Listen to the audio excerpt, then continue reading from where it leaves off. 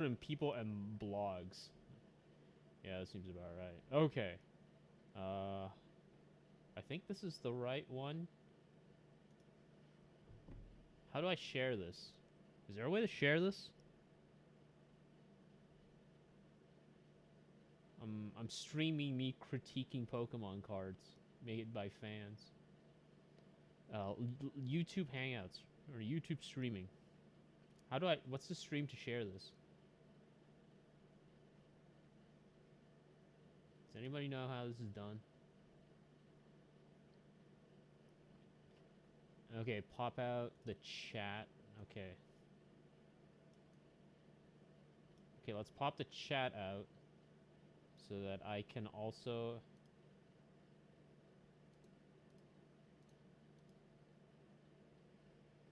Yeah, I'm just screen sharing like a the Firefox thing. Live streaming. Is this the one? Nope, that's not the one. That the one? There's the one. Okay, let's put that on. Add that. Okay. Hell yes, lads. Okay. There we go. Whew. I'm so good at this. Can't believe I'm so high T. T is for testosterone. Okay. Do I do what I did before, i.e. have a Gordon Ramsay kitchen cam? What do you guys think?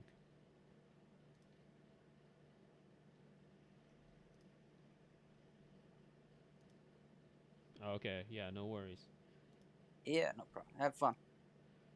How do I, audio codec, speakers, USB audio What's codec. this about a kitchen cam?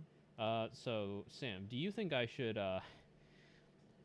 implement a Gordon Ramsay kitchen cam where I just play an episode of Gordon Ramsay in the background and annihilate any potential possibility of getting?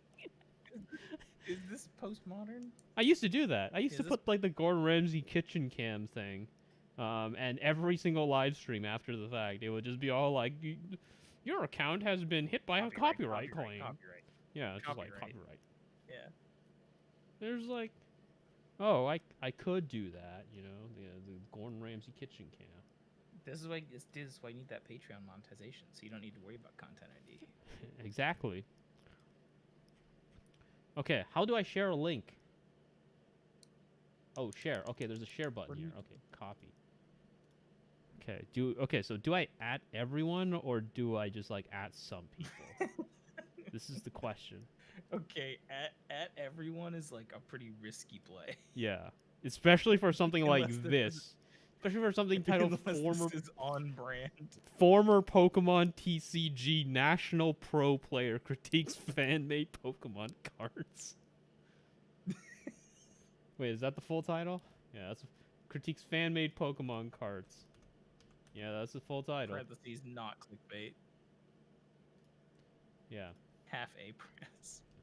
Yeah, I have to change it to not clickbait. Okay, there we go. Save. Okay, this is on the second. Kappa, no Kappa. This is on the secondary channel. Right? I really hope this is a secondary channel. Okay. Let me add this here. Okay, boom. Yes, it is on the secondary channel. Channel members. That's right. Channel members. I'll do the at here. You know. Cover your bases a little bit. Yeah. So now there we go. Hell yes. At here. Okay. There we go. Boom. All right. Okay. Okay, I'm in. Okay, are you ready, Sam?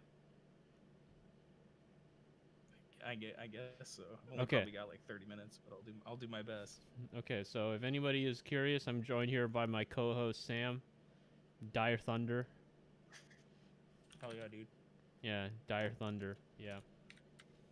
Okay, so so if anybody's curious as to the context of what's going on here, I should probably like change the Scenario. Oh, how do I change the sizing of the? Let's change the sizing a little bit because I feel like it's probably going to be difficult to see. So if anybody's curious, right? From the years 2009 to 2011, I was functionally a pro Pokemon trading card game masters player. I was top 5 in Canada in the year 2010 and 2011. But I was active largely from the year 2008 to 2012. My main deck at the time, I was actually instrumental in inventing a particular kind of rushing Gengar deck called Speedgar. You can actually find it online. And so, like, I played a really central role in developing the Gengar, the fast Gengar pressure meta. In addition to that, I also was very active in bringing over Cake. If anybody is familiar with Cake, I was instrumental in bringing over Cake to the Canadian Masters meta. Cake, if anybody is unfamiliar, essentially stands for Cobalion, Absol, Kyurem, and Electrode. The idea here was to deny the opponent the ability to control Chandelure setups using twins by locking them out of prize cards by sacrificing Electrodes for energy acceleration. So that's my life. I don't know how to phrase it any way that doesn't make me sound incredibly pathetic, but that's my life, and I think in the spirit of what's going on in the world now, I think people deserve a sort of the higher level intellectual content that you've come to expect from the Pause and Select content conglomerate. And that is me critiquing fan-made Pokemon cards and explaining why they're bad. So how about you, Sam? How about you describe yourself? Joe, this is maybe the dumbest thing we've ever done. Oh my god, I cannot believe this. It's up there. It's obscene. Oh my god. I cannot believe this, dude. Okay. Look, dude, I got like 30 minutes. Let's dive in. Let's hit it. Let's hit the ground running. Let's do it.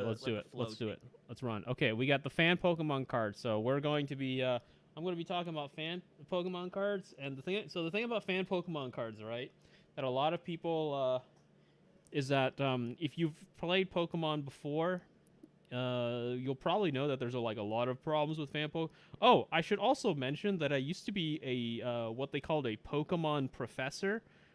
Which are people who have these certificates where they can act as Pokemon judges at tournaments to interpret and implement what they believe to be are the correct rules.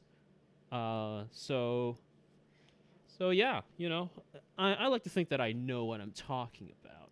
All right. So we're going to be looking at fan-made Pokemon cards, and we're gonna be I'm just gonna be giving my thoughts, my critique about what works, what doesn't work, mostly what doesn't work from the perspective of a competitive player. A competitive We're looking player. For meta impact, you know, like good top down and bottom up design. Exactly. This is gonna be all competitive play stuff. Anybody who has any questions or concerns, feel free to leave them in the comments, and I'll try and address them to the best of my ability. Oh, Vgas already says, "What brought you to do this, Joe?" Okay, moving on. All right. Okay, first card we see here. This is a Dreadnaw. This is a fan-made card. Okay, this is a fan-made card. Dreadnaw has first of all, right off the bat, 240 HP. That's way too high. You're only going to see that on GX Pokemon. Doesn't matter how big these Pokemon are, You're only going to see this on like GX Pokemon. If you look at, for instance, Torterra or Torterra level X, that thing clocked in at about 100 to 120 HP.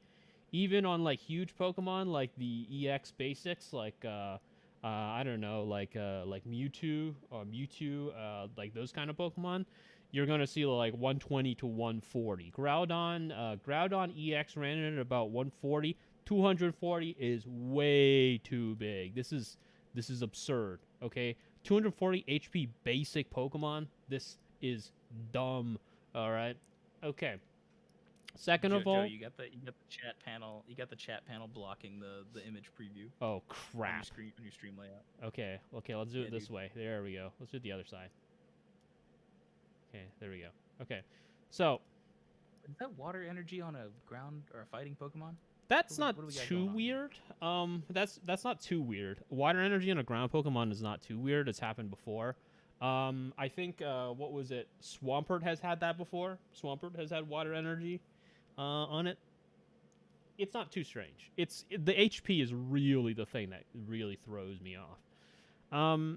One of the things that's also important is when you look at the background of this card is very clearly a sort of earlier. It's very clearly like an earlier design, so something like Base or Neo Genesis. So in this kind of design here, it's really out of the meta. Like at that time, the biggest cards were like Charizard at like 100, 120. So this has double the HP. This would not. This card is too absurd. Mudslide is an opening attack, doing 40 damage for 2 different energy types. That's really so on paper this is really bad, but because it's a basic Pokemon, it's really really good. And in a format where you'd have something like say Energy Search, the different energy types is a non-issue. Hydro Fissure, this attack does 20 damage to all benched Pokemon. So this is a situation where like wording is incredibly important. So the question becomes, does this mean all of their bench? Oh shit. $11.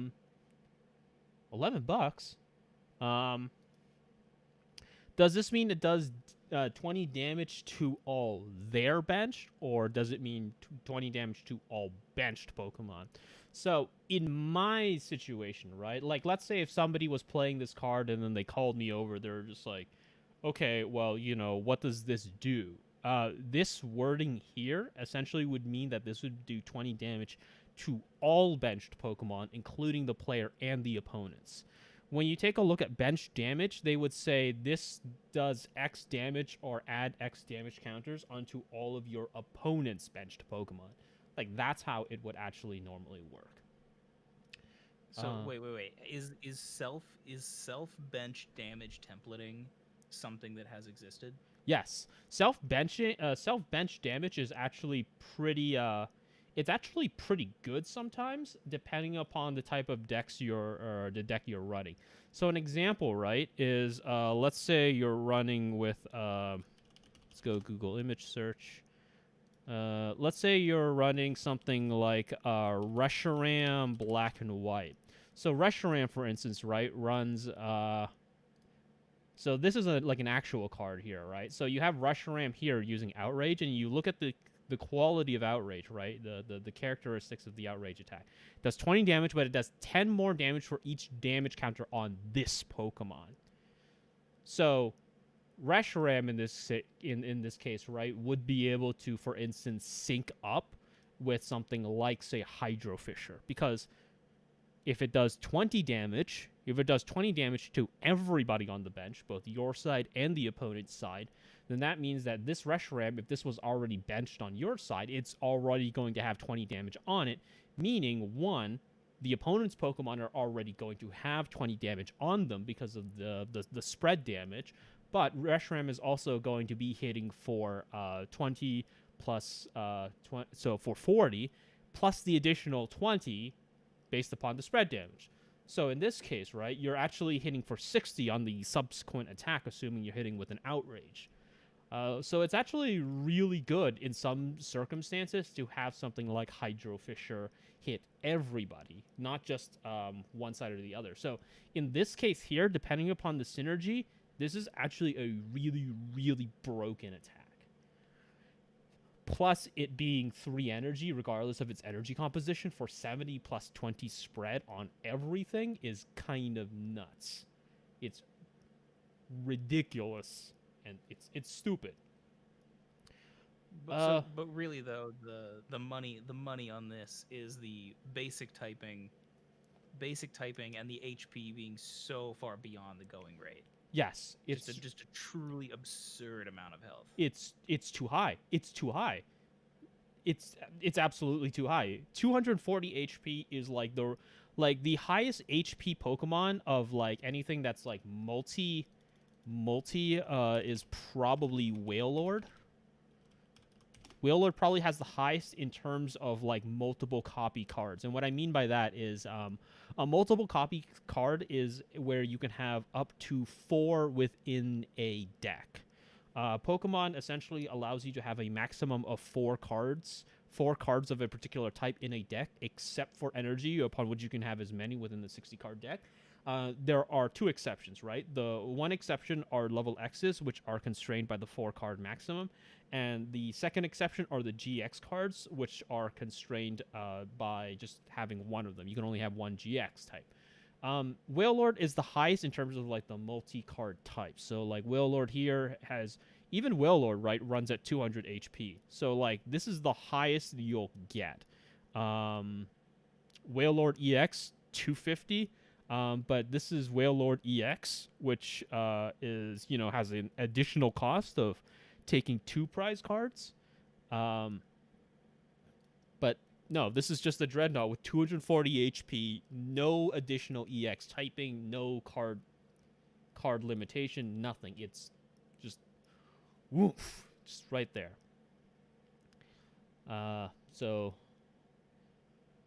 Weakness is kind of standard, plus 20. However, plus 20 didn't popularize until Ruby Sapphire, if I recall correctly.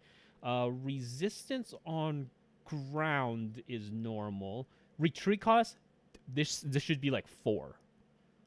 2 retreat costs and a 240 HP Pokemon? No, my dude. This is not. No. This is fake. This card is fake. All right. Okay, let's move on. I think we've hit the limit on Dreadnaw. Okay. The Zacian 280 how to over design a boring card. 280 HP Zacian. What? Are you kidding me, dude? What? I think I'm behind. I have to wait for the image to switch over.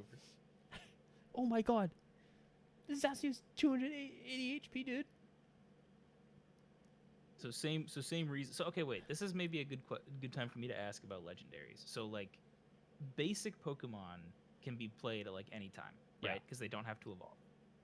So like, why the fuck would you ever play like, you know, a dumbass Rattata when you could play Big Daddy legendaries who are technically 1-stagers?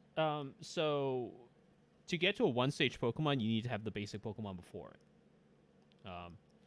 So you can't like drop down a rat. But like legendaries that don't evolve though. So essentially, when you're talking about like Pokemon composition, there are generally 2 types of Pokemon. Well, 3 types, I guess. There's setup, there's offensive, and then there's support. The basic Pokemon are incredibly good in a lot of instances as setup Pokemon. So for instance, right? Let's go with Cleffa, Heart Gold, Soul Silver, TCG. Cleffa is an example of an insanely strong setup Pokemon.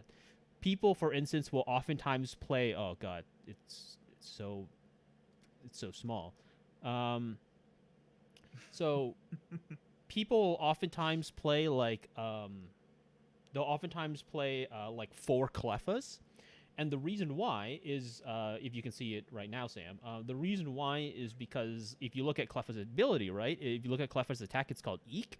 It's shuffle your hand into your deck and then draw 6 cards. That is incredibly powerful for the opening games because, you know, you get down Cleffa, you run your stuff, and then you use Eek as an attack, and it just Draw. refreshes your hand. Yeah.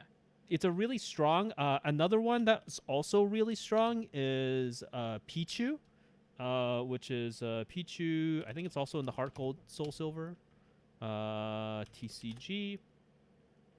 So if you have Pichu here, so Pichu here has the attack called Playground, and what it does is Playground is possibly in the meta, in its meta, Playground is possibly the most critical move in the Pokemon Heart Gold Soul Silver meta.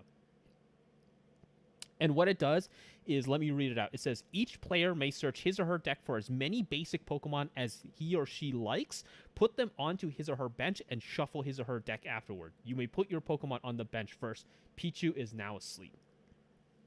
So, Pichu is like so the reason why people would want to play like a full stack of Pichu but never, like, I don't know, the Pikachu or Raichu line is because basic baby Pokemon or basic Pokemon will sometimes either have, or they'll sometimes be necessary, right? Sometimes they'll be necessary because you need something down the line that's like stronger, or they have some sort of attack or ability that is incredibly setup focused that you need for your opening game.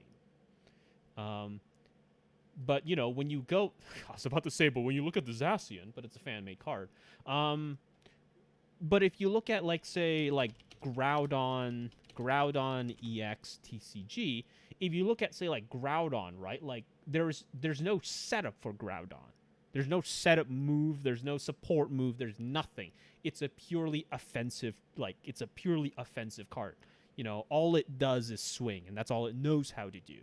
So, like, you have to, there are certain cards that, like, people will need in their decks depending upon what kind of decks they're building.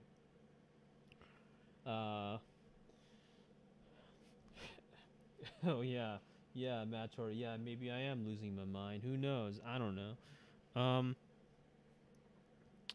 Yeah, I don't know if that answered your question, Sam. I was just thinking more like the raw power, right? Where it's like for the same opportunity cost, you could play like the 30 HP Mon or the 280 HP legendary here. Well, yeah, sometimes like sometimes it's like so the limitation of like the big, so like HP is not everything because there are ways and strategies around which people can just like lock out like super strong cards.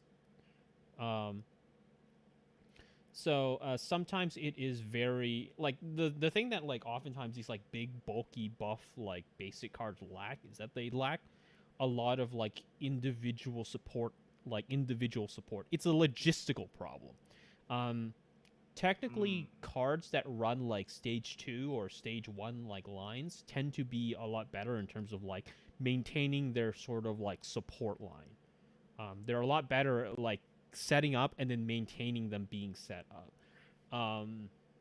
Whereas if you have like a basic legendary, like sure, they're going to hit hard and swing hard, but they will sometimes run into an issue of like they'll sometimes run into an issue where if they run out of steam, it's very hard for them to come back from it. And this even gets more important when you consider the fact that if you go in swinging with like big legendary decks, your biggest threats are actually going to be other legendary decks that could potentially swing harder and faster. So it's like a ramp deck versus like a more traditional kind of like mid-range style, right? Where like Yeah. you're playing a legendary, you drop down your Groudon and you're like, if I get 3 energy on this dude, you're fucked.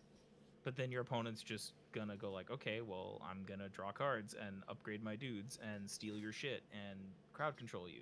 Yeah. And you're like, oh, don't do that. Yeah, so like let rude. me show you something here. Let's take a look at Gabite Dragon. I don't remember. Dragon's Exalted. Dragon's Exalted. So Gabite here, right, has an ability. Gabite here has an ability called Dragon Call, which allows it to search for a dragon Pokemon once per turn. It's not an attack. It's just an ability it has. It's just an ability. So you can search for a dragon Pokemon put it into your hand. And like, so like the thing here is that Dragon Call stacks. So if you have 4 Gabites on your, if you have 3 Gabites on your bench and an active Gabite on your front, you can use Dragon Call 4 times. So like, this is a stage 1 card, and it doesn't hit as hard as like, I don't know, like Big Brain Zacian, but it has the ability to maintain such a strong logistical line that like Zacian just cannot maintain. Like it, like, you know, like It's card advantage. Yeah, You just get card advantage. Get more cards than your opponent. yeah, exactly. Yo, can we talk about how cool Garchomp is though? Dude, Garchomp is actually really good in terms of like the meta at that time. Mock Cut for 61 energy. Discard a special energy attached to the defending Pokemon. That is an insane ability. That is insane. Mock Cut for 60 plus Altaria plus Dragon's Exalted Altaria is absolutely nuts. Because Dragon's Exalted Altaria also counts as a dragon type. So you can find Altaria using Gabite lines. And because of its ability, Fight Song, every dragon Pokemon does 20 more damage. So, what you have now, right, is now all of a sudden you have Garchomps that will hit for like 80 to 120 damage for like 1 energy. And like, it doesn't matter how much stronger Zacian hits, it's going to get 2-shotted. And once it gets 2-shotted by this like Garchomp, like once it gets 2-shotted by these Garchomp lines, it's not going to be able to like ramp back as quickly as these Garchomps are going to be able to ramp back. Like they're always going to be faster. So like that's the sort of like difference between like big chonker basics versus something that has like a stronger like line. Okay. The Zacian was a boring ass card. Let's go to MissingNo before I've got to, because I saw that one was next and it looks like some clown shoes nonsense. Okay, MissingNo. This looks like it's a mix between a Jank Firo and a Yamask. MissingNo. Once during your turn before you attack, you may search your deck for 2 basic energy cards or 1 special energy card and attach it to your active Pokemon. That's a really good power, especially for a basic Pokemon. This power can't be used if MissingNo is asleep, confused, or paralyzed. That does not matter, because MissingNo is always going to be on the bench. It's always going to be on the bench. As a basic Pokemon with 100 HP, dude, people just need to play 3 or 4 MissingNo, slap them on the bench, and all of a sudden they're able to slap down 3 or 4 energy per turn. This is absurd. This is an absurd power. This, especially, once again, based upon the format. This looks like to be a base set or Neogenesis line. So, this power is already broken. There's no downside to this. There's no downside to this power. Like, there's no like damage counters being put down, or like there's no like switchability or anything. What about like the world? Okay, so you have MissingNo here, right? You've got Cleffa, okay? Because if I remember right, you can play as many basics to your bench as you want. Yes. Whenever you draw them. Yeah. Right. So you go like bam, Cleffa in play off your mulligan, drop like MissingNo, refresh your hand off the Cleffa, and now you've got a new hand of stuff and the ability to just instantly drop like 2 energy plus the energy per turn. Yes. Onto whatever you play. Yeah. Damn, dude. This is why this power is broken. Like, yeah, but what about Sky Attack? Discard 1 specifically colorless or just energy? Well, there's no such thing as 1 colorless energy. So that's actually that's a mistype. That's wrong. There's only double colorless. They never really came out with just like blank colorless. They came out with like special ability colorless, so stuff like healing energy, which like provides like colorless energy, but it also like removes a damage counter or something. There's conditional colorless, but there's never really like a sort of like a regular like everyday schmuck like colorless. But yeah, Sky Attack, discard 1 colorless energy card attached to MissingNo. If the defending Pokemon tries to attack during your opponent's next turn, your opponent flips a coin. If tails, this attack does. If tails, that attack does nothing. This is broken. The 40 damage seems like it makes it fair, but no, this is broken because of the Pokemon power. Like, MissingNo can just lock out. So if this Pokemon is your active, right? Let's say you have a MissingNo on your front bench and it's active. You still got 3. You still have potentially in like a top play deck, you would have 3 MissingNo on the bench, just constantly drip feeding energy to anything that's on the front. You know, the whole Sky Attack discard 1 energy card does not matter. Like, that doesn't. Yeah, but what about 1 retreat cost? Huh? one retreat cost. What? Why is it so mobile? Damn, dude. Can you imagine if MissingNo is confused and you're just like, oh no, I can't use his Pokemon power anymore because he's confused? Well, you know what you do? You retreat him for 1 retreat cost to some other MissingNo, and then you use all 4 of them to use the fucking energy doubling. And then you have, like, the thing that makes it really, like, broken is the search your deck for two basic energy. 2. That means you can drop. Wait a minute. So templating, it says search your deck for 2 basic energy or 1 special energy and attach it. So do you attach both basic energy or only 1? You attach both basic energy. So the way this is worded. Yeah, so you can choose to get. So what happens is you can choose to get 2 basic energy, or you can choose to get 1 special energy. Regardless of what you choose, you have to attach whatever it is you got with that ability to the active Pokemon. Damn. Well, it's not really like an issue, right? Because like once again, we're talking about like base Neogenesis, so base set. So base set would have like a card like Switch here. So like stuff like, oh, it can only be attached to the active Pokemon. It doesn't matter.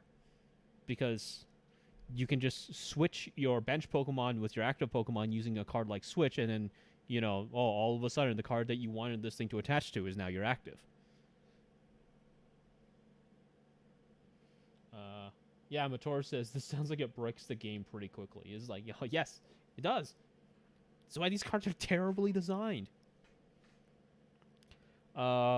Weakness to lightning and resistance to water seems normal. This seems sort of like a MissingNo gimmicky kind of thing, but this is all right. It's this power, dude. This power is nuts. So it's nuts. This is an actual Charizard card. Okay. Okay, now we're getting into. Okay, now we're getting into Ralts. Okay, first of all, why is it? Okay, Dark Ralts. Okay, so there used to be like a specific line of like Pokemon that are like alternative types to like what they are. So like I assume that's what they're referencing. Dark Ralts. Psychic, HP 90. That's too high. Most basic Pokemon like Ralts would have 60 to 70 HP. Some go as low as 40. Like Rattata, right, would be 50. Like 90 is too high for a basic Ralts, right? Devastating Blast. Yo, Devastating Blast. This card. Jesus Christ. This. What? Who made this card? What? Discard all of your benched Pokemon. If you do, discard all of your opponent's benched Pokemon. What? Okay, so wait a minute. So, okay, your opponent opens. You're in the Hell World, and your opponent lands the MissingNo engine on turn 1. Yes. Right. Mm-hmm. They get set up. They go Cleffa, 4 MissingNos, refresh my hand, and you're like, oh man, I'm doomed. Yes. But then your boy Ralts comes down and is like, guess what? I have nothing on my bench right now, so I choose to discard my bench. Well, so here's the thing, right? Well, here's in this Hell World scenario you've described, right? Here's the thing that would make it even dumber, okay? So, they drop down the 4 MissingNos. They bring out the Cleffa. Okay, let's say they got Cleffa on their front, right? Cleffa's on their active Pokemon, right? And then you say, oh shit, now I have to deal with like the MissingNo engine, but don't worry, I have Ralts. Now normal people might look at this and say, well, it's not going to be that bad because Devastating Blast requires a Dark and a Psychic Energy. But what if you run MissingNo as well? What if you slap down a MissingNo and then you use its energy doubling to get the Dark and Psychic Energy, slap that onto your Ralts, and then you use Devastating Blast? So really, Ralts is actually key in the MissingNo versus MissingNo matchup. The MissingNo mirror really match. Crucial sideboard card. Yes. Yeah, because like you bring in like when you're at the top table, right? Mm-hmm. You're in top 8, you're ready, you're breaking You're in top breaking 8, for prizes. And you're like, I need the answer to the opponent's MissingNo, and you tech in your Ralts, right? Basically, you can now trade one MissingNo for any number of opponent MissingNos if they decide to go all in. Yeah, which is makes Ralts an incredibly stupid card even more so because apparently this one has no weakness.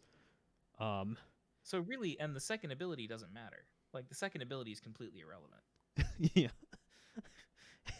This card, like, who cares? Like you play it for Devastating Blast, dude. Yeah, easy. Well, let's see what the second ability is. Charge Shot. Draw cards until you find an energy card. This deck does 10 damage for each card you draw. Holy shit. So I mean, worst case it cycles for 1, right? Which is like, or rather, it's not even cycle. It's just you click it and you draw a card. No, you know what's gonna happen if somebody wants to play that? Somebody's gonna play a deck with 4 energy cards. Dumb, ready for something dumb? Actually, wait a minute. I didn't think about that. MissingNos search your deck for energy, Joe. Yes. So if you run like the super lean like dredge style deck, like the no land dredge, but in like Pokemon here, you've got like maybe 8 energy in your entire deck. Yeah, absolutely. And all you rely on is charge shots and MissingNos. Yes. And just turn 2, you win. Oh, because you destroy your opponent's bench, and then all you have to do is kill their stupid Cleffa, and you win the match. That's true. Yeah. Because they white out. Yeah. Dude, easy. Like this Ralts is over. This is the key. This is the most important card in the MissingNo meta, dude. Yeah. Think about this, Sam. You asked me why would people play regular basics over like over beast mode basics. This is why. Look at this. Look at this card. Look at this fake card. So ironically, though, I think a beast mode basic is what beats this because it doesn't kill the active, right? So like the thing that wins is like if you open up with like Groudon, charge shot, MissingNos, and like load up.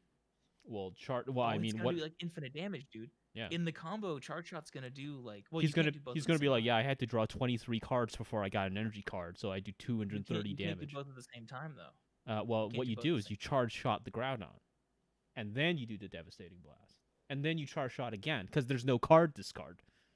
There's nothing to discard. Or alternatively, what you do is you use something like Pokemon Catcher. You use something like Pokemon Catcher, where you swap the opponent's active Pokemon with a benched Pokemon. So now the fat Groudon is on the bench, and you just wipe it out with Devastating Blast. Yeah, easy. This is how it works. Damn, dude. That's how it works. This card's the meta card. This is the meta. Yeah. Those 2 cards so far. Yeah, the MissingNo Ralts. Yeah, the missing Ralts, they would probably call it. Also, I don't know why it has a 70 damage resistance. They'd call the deck like, "Where's my son?" Yeah.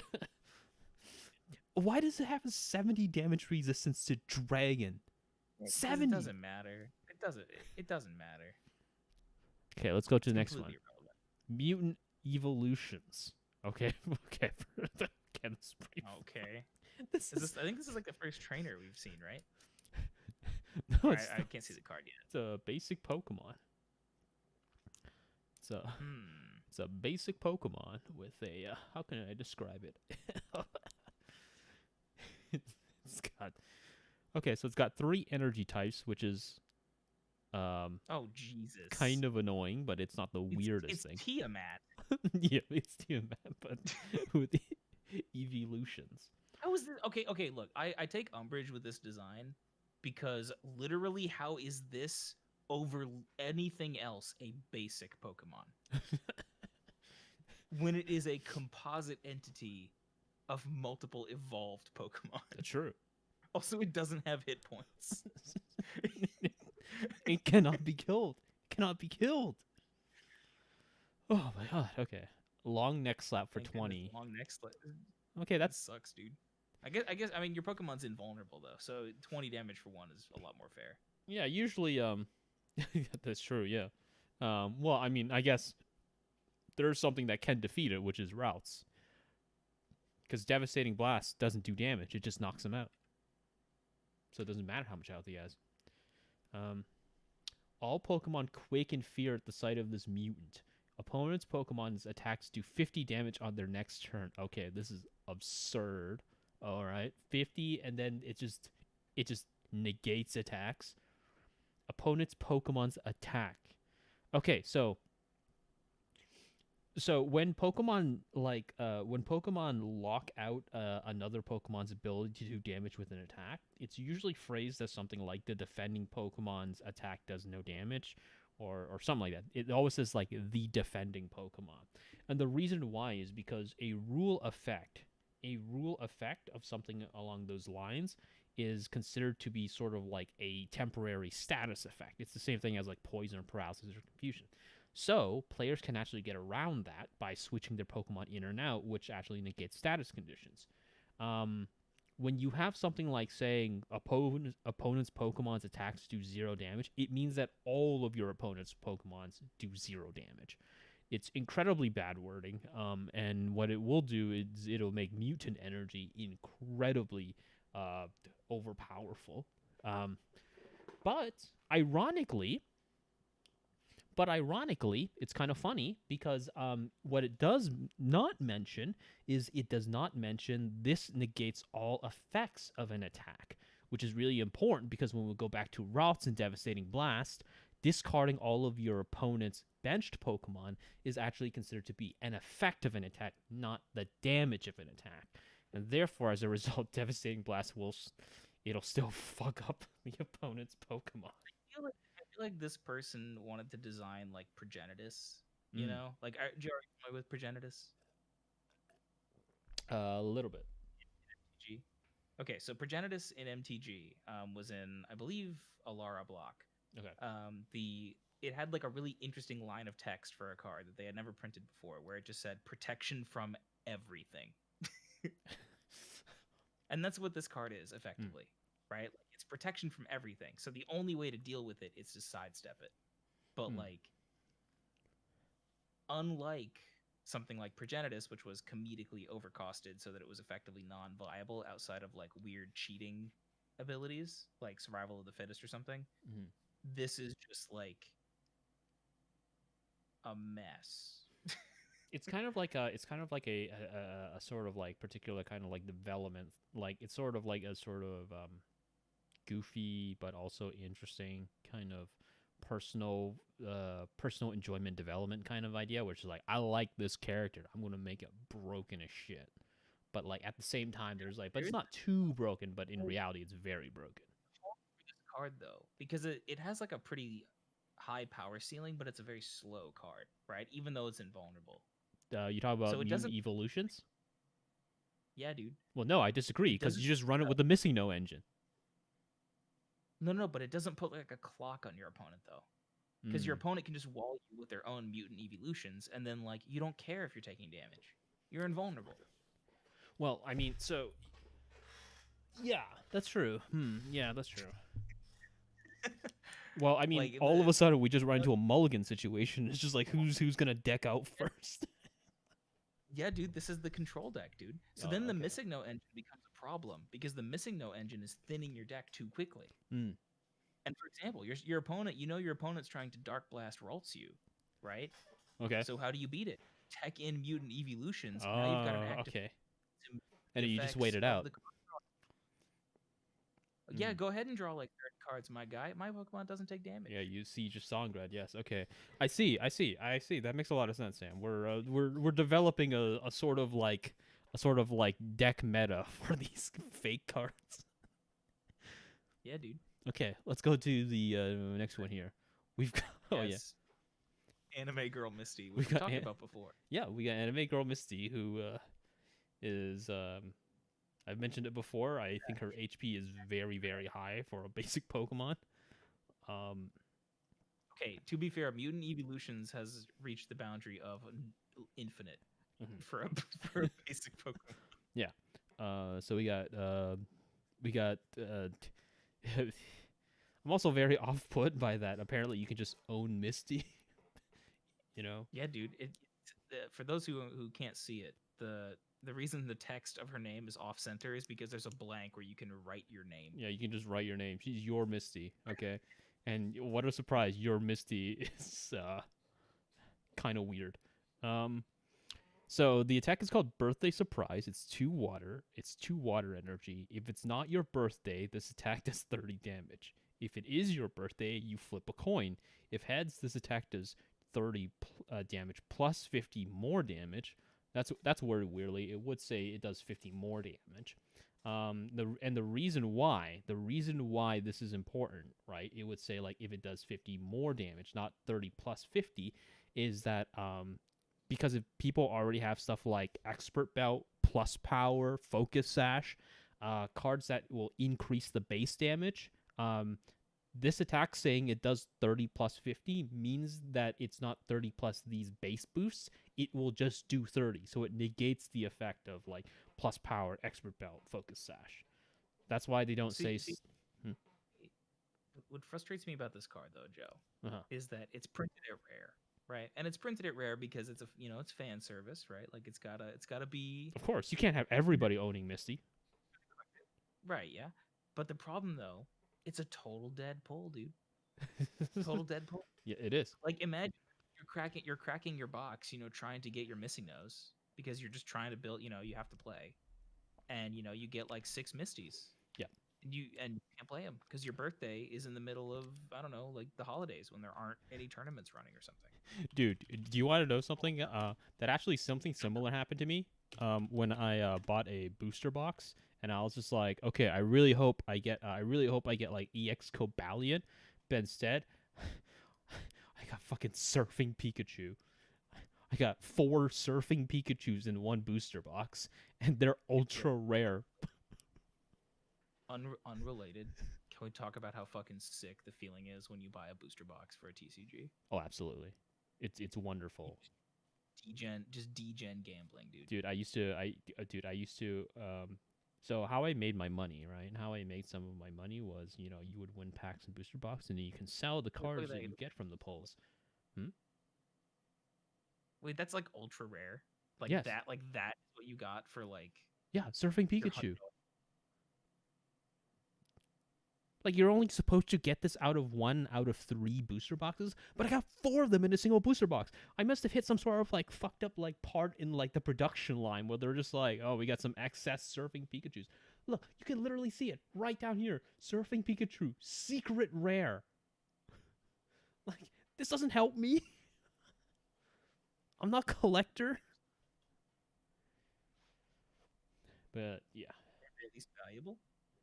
No, they're not valuable because Pokemon is like a competitive. It's a competitive market.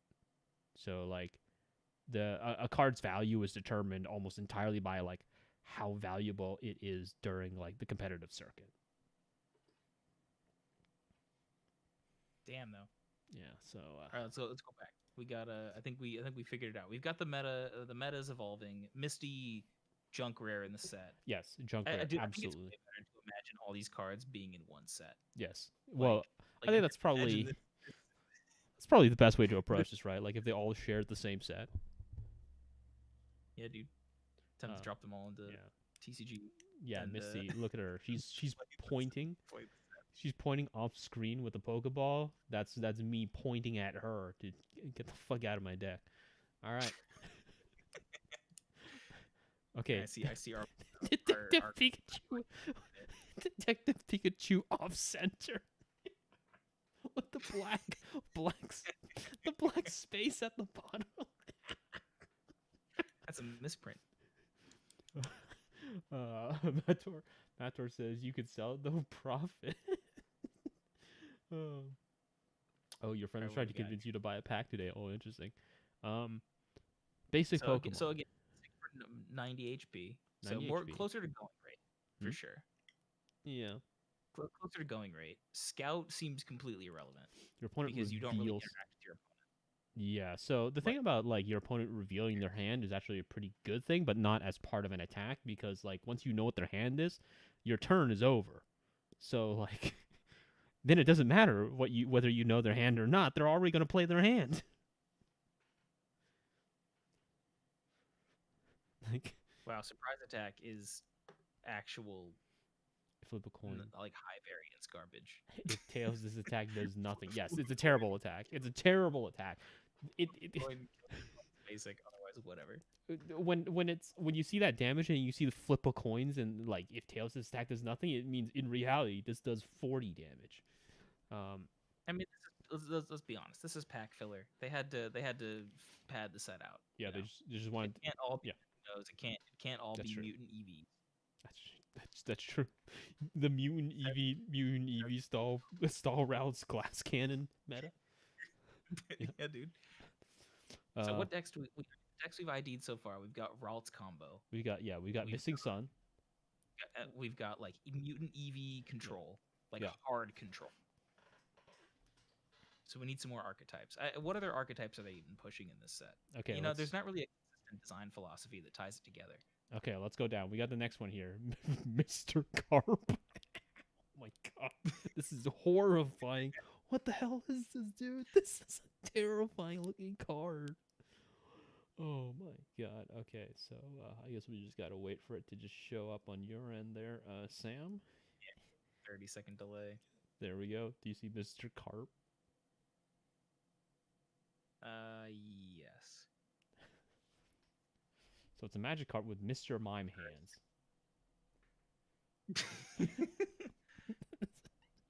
Psychic Splash. Using his psychic powers, Mr. Carp still does nothing. Still does nothing. Okay, that's... Flip a coin. If heads, the attack does plus 20 damage. If tails, his attack defends for 20 HP.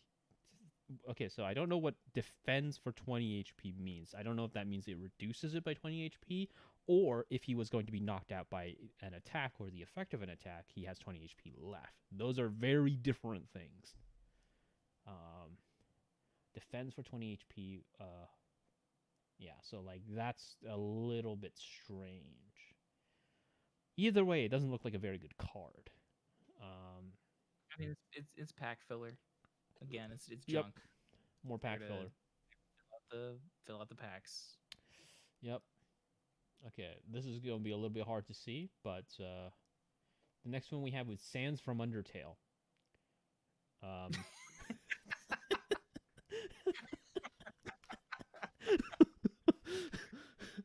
I mean, I remember when this one showed up on the spoiler websites, people were really excited. Yeah, you know, of course. It was a big co-marketing opportunity. Mm. So let's see if it really if it's really gonna pan out. Yeah, Mator says it probably means take 20 less damage. Yeah, probably takes 20 less damage. Now, very hard to see, but Sands from Undertale. He's a water type, with 170 HP. That's a lot. It looks like he has a Pokemon power called Waft of the Hand, and It does. And it just does damage, which is something usually you don't see with like Pokemon powers like that. And then I think that says Instra something. I don't know. I can't figure it out. But I don't understand why this Pokemon power does 120 damage. Pokemon powers are not meant to do damage. They're abilities that activate. It's an experimental set. Okay. You know, it's it's stretching the design space. I think Sans' problem is that, you know, his bulk in another meta, Joe, would be more valuable. Obviously, a basic with 170 is really good. especially a basic with 170 that does guaranteed damage. But Yeah. like the power level being what it is, when you're competing against Ralts combo, I just don't think this card has a shot. Yeah, I think the wild thing it's about well, the thing about like sands, right, is that like because it's a power, it doesn't require an energy cost. Meaning, if you have 4 sands from Undertale, you will be able to, in theoretically, hit for 124 times before you actually do your attack. Your opponent's gonna have a bad time, Joe. Yeah, you're gonna be hitting for 480 for no energy. Unfortunately, though, the matches in this format are going to be over by turn 2. Well, who knows? Maybe a Sceptile GX, okay, which apparently also shares this format. Is this real? This looks very real, but it said fan-made card, so we'll see. Usually a sign if something is a fan-made card is if it has some sort of thing that's completely nonsensically broken. Okay, Wild Instinct. If there is any stadium card in play, this Pokemon can attack 2 times in this turn. Yep, okay, this is a fan card. Okay. 2 times. This Pokemon can attack twice if you have a stadium card in play.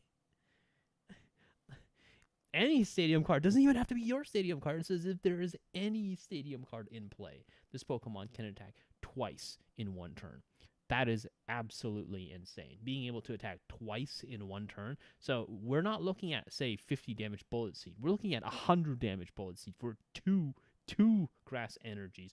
Plus, remember, cannot forget the MissingNo engine. Okay? The thing here is that we always have to keep in mind that this meta is going to be entirely defined by the MissingNo engine and how fast you can drop down all of your energies before they get knocked out by Ralts.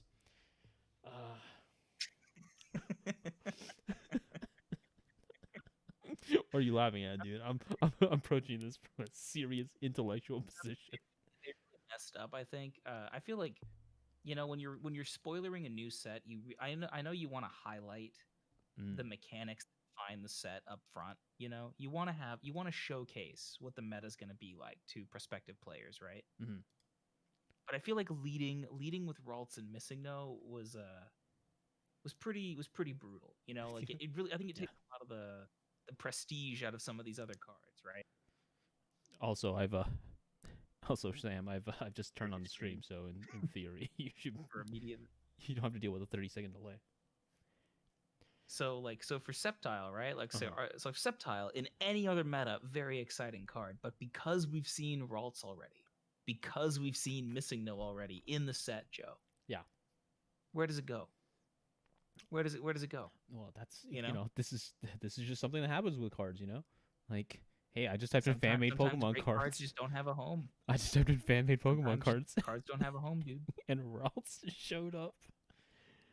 Okay. All right, what do we got on Energy Blade GX? Which again, 3 energy for 180 damage. Yeah. So the thing about GX moves is that they can only be used once. So here's the thing, right?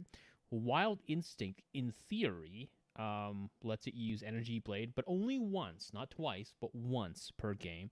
But then they can use Bullet Seed right after. So let's see what Energy Blade GX does.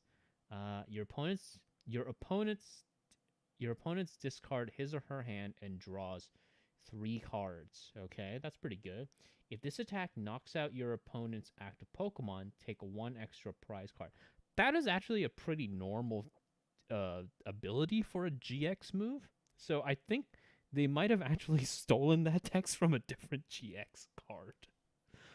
That feels like a normal GX move. There's effort put into this. Yes. Compared to Sands from Undertale. The wild thing is the ability. The ability is like the tip off point. That's like the something's wrong here. That's what you're here for. Yeah. See, I feel like though, again, this is a card that's it's shiny, it's a popular Pokemon. Mm-hmm. New players, younger players are gonna love it. Fans of the anime are gonna love it. Yeah. But the meta's all about Ralts. The meta's all about MissingNo. Yeah, it has to be something that can beat Ralts. All about Mutant Eevee. Yeah, we're looking for the Ralts Slayer. Mutant all stall. Right. Matt Motter says, yeah, Ralts and MissingNo get banned on day 1. Day one ban.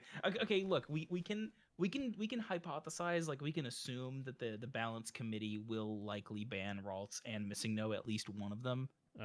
I would probably ban MissingNo first. MissingNo's a little more degenerate than Ralts, but both are pretty insane. Kindfish says, but doesn't Excadrill do something similar? Do you know what set the Excadrill you're referring to comes from? Because that sounds really weird. All right, this Togepi GX, my first piece of feedback for this card is that it's very difficult to read the text. It's very, very hard to read the text on this card. Excadrill. Okay, I'm just gonna go to Excadrill. Joe, we have to get to like 2 more rows down so we can look at Ben of Drowned. Ben of Drowned. Barrage. Okay. Oh my god, I cannot read this dude. Excadrill. Well, Primal Clash Excadrill. Let's see what it does. This is okay. Barrage. This this Pokemon may attack twice a turn. Okay. Yep. That's yep. That is very good. That is very good. Very, very good. If the first attack knocks out your opponent's active Pokemon, you may attack again after your opponent chooses an active Pokemon. Dredge and Maclaw. This is very, very good. What is let me see here. What is the downside here? Isn't affected by resistance. Yeah, so okay. Fire ×2. This is so the thing here is may attack twice a turn. Okay, well this is stupid. Because then if you can do Dredge twice per turn, then that means that allows you to search for 4 energy cards and attach them to your Pokemon. Ancient Trait. What is the Ancient Trait ability? Because that was not around when I was active. Ancient Trait. Pokemon TCG. What is Ancient? Are special effects. They are not abilities. And as such, effects that would prevent abilities from act do not apply. All Ancient Trait cards have artwork, blah, blah, blah, blah. Okay. Are treated as regular cards in play. They can be evolved from and into along its evolution. And it does not depend on its type of rarity. Those certain traits appears. Ancient Trait are usually stronger than many of their... is it like an EX type? Is this like an EX type? Healed, double the amount healed. What is the Ancient Trait? Barrage. This seems like more of like a spread ability, but yeah, no, this seems incredibly stupid. This seems incredibly wild. What is going on here? Power creep, man. It really is power creep. Okay. Togepi GX. Okay. Ability. Warm Shell. Once during your turn, you may heal 50 damage from one of your Pokemon. That is a very good ability. That is a very good ability. 50 damage from one of your Pokemon. Wow. This is like raw heal. Like, this is very different from, like, say, the Blissey that lets you heal, but you have to like discard whatever energy is attached to it. Helping Hand is switch this Pokemon with one of your benched Pokemon. During your next turn, the attacks of that Pokemon do 60 more damage to the active Pokemon. Switch this Pokemon with one of your benched Pokemon. During your next turn, the attacks of that Pokemon do 60 more damage to the active Pokemon. Helping Hand isn't too big of an issue. That's actually pretty normal. You can probably get around like the effects of like a Helping Hand buff just by using like Pokemon Catcher or Warp Point. I mean, the intent here, right, is to basically have it be a double whammy of more support and help protect Togepi, right? Yes. Because if your Togepi gets yoinked out, it lets you, without losing damage, theoretically, it lets you swap Togepi back out. Yeah. Which is, that's fine. Yeah. I appreciate that. That's pretty normal. Yeah. Call to Defend GX. Search your deck for 3, is that the fairy mark? 3 fairy Pokemon and put them on your bench. Then switch this Pokemon with one of your bench Pokemon. I don't know why Call to Defend is considered. This is a weird move because this is like Call for Family, but why is it a So- GX attack? This can get all your other Togepis for 200 healing per turn.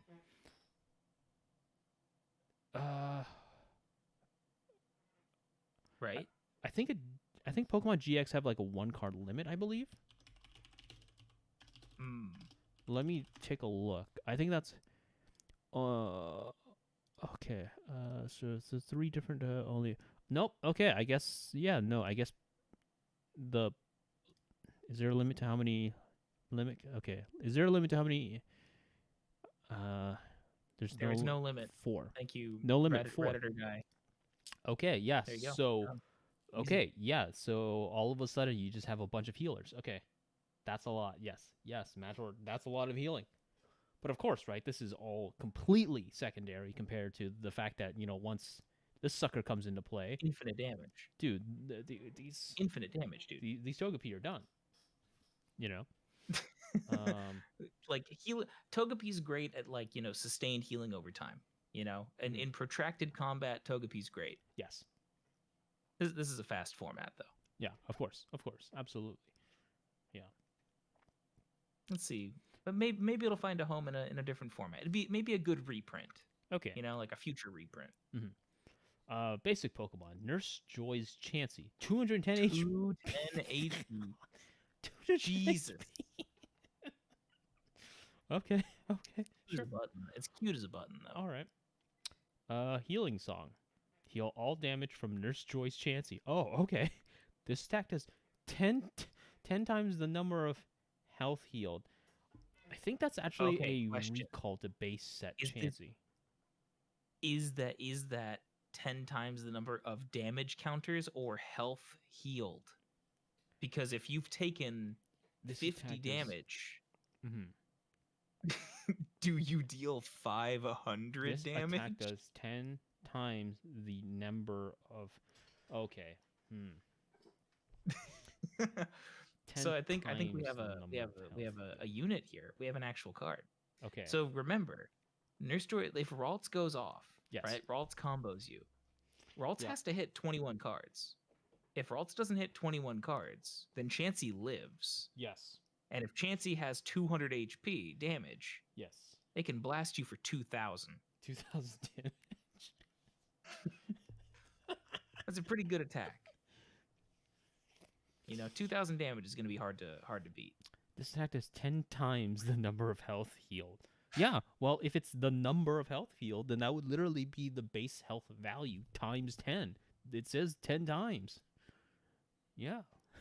And it heals all damage. So I mean, so in that regard, quadruple slap, like you'd never use it. You'd never use quadruple Never in slap. a million years. Never. You'd never use quadruple Why? slap. I mean, I understand the The 10 damage- times, Damage difference is just too. I guess actually, I don't know. Nurse Joy's Chansey, you MissingNo out the 4 energy, and then you have the ability to maybe draw some cards, which is not Mm. terrible. Okay. But really though, this is just you're playing this for the 2,000 damage. Yes. 2,000 damage. That's why you're playing. It. Quadruple slap. This is strong enough. This might see play. It's not infinite damage, but it's 2,000's a lot, Joe. But It's a if big you have number. if you have a fighting Pokemon, however, that can do 200 damage in one shot, then Chansey's got a plus 20 weakness to fighting. So all you got to do is 200 damage. Easy. So 190 to kill it. There you go. Yeah, exactly. No resistance. 2 retreat costs. Okay. Destroy Chansey. It's okay though. We get to see. Okay. We Let's get see to the next one. the rest of that, like the Castle Crashers. Castle Crashers. Okay, first of all, I really got to stress, this is really bothering me. This is the dark Pokemon background, but it has a fighting Pokemon insignia. It's a fighting type. Ability, all you can quaff. The team participates in all you can quaff. Oh, it doesn't explain what that is. Okay, clears all status effects on your party. That's a terrible ability. Pokemon on your bench are not affected by status conditions, only your active is. So it just means clears your active Pokemon of status effects. But you can clear that just by using something like Switch. So, really bad ability. Teamwork. 2 fighting energy. 90. The power of teamwork and badassery is effective. Well, clearly not. Let me see here. Wait a minute. 4 times weakness. Let me see here. 4 times weakness and 50 resistance. Wait, 90 times... That would be 90 times 2. Wait, 90... Oh, doesn't even... Oh my god, it's only plus 20. The moment this thing goes after Nurse Joy's Chansey, it will just strike back. 4,000 damage. This card sucks. Yeah, pack filler. Yeah. Actual junk. Okay, so let's go with Meloda. Okay, Meloda GX. 300 HP is kind of high for a GX, but it's not crazy. Round. Flip a coin. If heads, this attack does 50 more damage. That's So pretty no s- downside. Yeah, It's just pure upside. it's pretty standard. Plus 50 more is pretty high, but it is a GX, so you know they do hit pretty hard, pretty fast. Close combat. This Pokemon can't use close combat during your next turn. Oh, this is directly from Lucario. This is from the Lucario card, but it just does more damage. It's just Lucario, but does more damage. Okay. Ultimate Relic Song GX 120. This attack does 30 more damage for each card in both players' hands. You can't use the more one GX attack in a game. That's normal. That's a pretty normal GX kind of move. So this card is decent. I think honestly the thing that like because now we got like a new sort of like meta, right? The new meta is, can it beat Nurse Joy's Chansey? I think it can. It can go over Yeah. the top on Nurse Joy's Chansey. Well, so it has to hit for 210. So at Needs 3 120. cards. Yeah. So you need to have a combined 3 cards Yeah. across both of you, Mhm. which is That's seems pretty doable, easy. Yeah. That's pretty doable, yeah. Wasn't there big card draw on Ralts? I don't remember. Yep. Ralts draws cards. until you. But the thing with Ralts though is you're not using charge shot to draw cards. You're using charge shot to win the game. Yes. You know, the card draw is a mechanism that lets you win the game. Overall, this is fine. Weakness and resistance is kind of standard. It feels like a fair card in a format of heavy hitters. Yeah, it Yeah. feels like a fair card. Okay, And consider, if you just want to do 120 damage, just run Sands. Yeah, that's true. Sands just does damage. Sans is the muscle in this meta. God, look at this thing. Can you imagine a video where it's just like me evaluating the Pokemon fan-made card meta? And it's just like, so we've got like 2 sides, right? You know, you got like space control with the Mutant Evolutions, and then, on the other hand, you got like big damage dealing decks, right? You got like Ralts versus Sans from Undertale. Actually, you know what? Sands is really good because that 120 is enough to snipe out enemy Ralts. That's true. And So if you can just pop him. Also Hey, kills you- MissingNos in one shot. Just And- passively kills MissingNos. And I mean, if you think about it this way, right? You run 2 Sands, dude, snipe out Nurse Joy's Chansey. No healing. True. But what about Ben Drowned? Does Ben Ben Drowned have a home? Okay, 110 HP. Okay. This is Stage a two. stage 2, so it evolved from Toon Link. Okay, so you have to run like the whole like you have to run the whole Toon Links. Okay, so you have to run Toon Link, and I don't know what the basic Pokemon for like. This is actually, I think this is actually the first non-basic card that we've seen so far. This is like the first card that's just like. Sceptile, dude. This is stage 2. Oh yeah, Sceptile is stage 2. Yeah. Okay, there's a second one then. Yeah, Ben Drowned. Okay, evolves from Toon Link. I don't know what Toon Link does, so I don't know how good like this line is. But let's go with Bonfire. I just like the phrase evolved from Toon Link. Okay. So we have 2 attacks, neither of which cost any energy whatsoever. So this is interesting. Bonfire. Ben will set the opponent on fire and will let it burn until it dies. Certain death. It looks like it only does 10 damage. But 10 damage for no energy is modest. Stalk. Flip a coin. If it's heads, Ben will stalk the opponent for 3 turns. I don't know what that means. That doesn't do anything. It has a 4 plus 40 weakness to water. Are you kidding me? Plus 4 plus 40 weakness to water. There's Joy's chance he only has a plus 20 weakness to fighting. This is absurd. Ben here has a lot of problems. One, he's a stage 2 in a very fast format, right? Mm-hmm. 2, even evolved, he has less HP than the Sans snipe. All right, so Sans is just gonna snipe him out. There's nothing he can do about that, right? And 3, like, do you really think that your 3 turns are gonna pay off? If you go for the stalk and you win it, what are you gonna do? Like 3 turns, Nurse Joy's Chansey's gonna claim 3 more victims in that time. That's true. Yeah, Ben Drown's gonna claim none. Ben might be though. So that bonfire certain death keyword. This does look like our first actual answer to Mutant Evolution. So he can wall bust here. Set the end and let it burn till it dies. Certain death. That's true, but I don't know how that would work. We need to get the Oracle text on certain death. Certain death. Yeah. Must be a new mechanic. Yeah, new to the set. Okay. What's this? Mutant Ditto. Okay. Pokemon Power Transform. During your turn, you may put a basic Pokemon from your hand on top of this Pokemon. This Pokemon is now that Pokemon. Oh, it's very Ditto-ish. Okay, that's... This is fine. This is...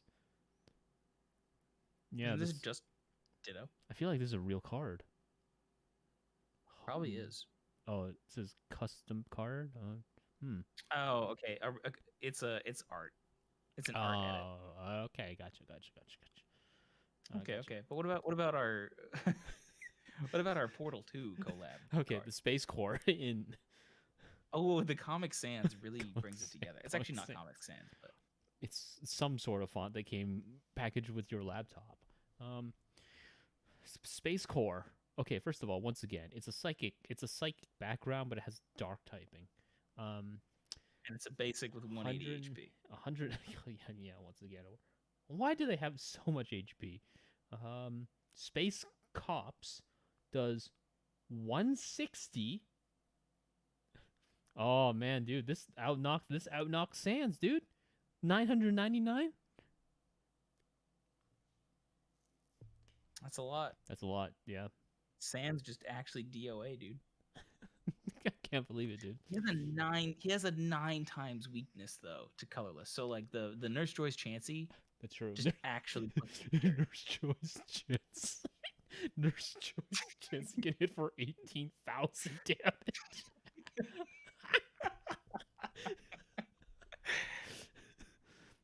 Yeah, the 18,000 damage nuke is like not really where you want to be.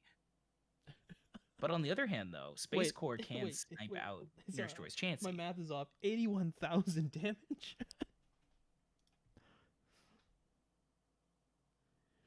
Okay, well, we got Space Core, but it's weak to Nurse Joy's Chansey. But yeah, it can do space. It can just do space. This is probably the strongest card so far. It's the most linearly powerful. Like it's just independently strong. There's no fancy interactions here. You just play Space Core, and you're happy. Yeah. So let's say this gets banned, all right? Because I feel like this is the only card so far that can be banned. I don't know. I think MissingNo. Well, the moment you popped out in Space Core, what else do we have? Oh, wait a minute. This thing can't kill Mutant Evolutions. Dude, that wall deck. It just does raw damage. That's looking like the top 8 deck. That Mutant Evolutions top 8. Mutant Evolutions has no health. Coming up. It's got no health. It cannot be killed. Joe, we got to hurry. We got to get to Kanye West. Okay, so we've got Mew level X, which is kind of weird because there actually is a Mew level X, and they're Is this a real card? also this is not a real card, but Mew has existed in many permutations, and there's also been Mew EX and Mew Prime.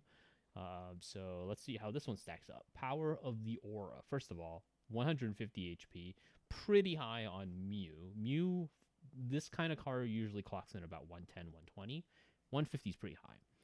Pokebody, Power of the Aura. If Mew is hit by an attack that does more than 50 damage, Aura Sphere does 60 more damage. That's kind of a shitty attack. In this meta, it's going to get one-shotted, so it doesn't matter that if it gets hit by more damage. Yeah, I mean, really, the difference, realistically, anything less than 999 HP is effectively 1 HP. Yes, exactly. In this metagame. Yeah, all right. absolutely. So like HP is pretty difficult to evaluate. Yeah. Aura Sphere does 50. So this is a bad card. Bad card. It's bad. All it does is let your opponent's Cinder Destroy's Chansey do more damage. Yeah, you know, you don't want that. Yeah. What's this?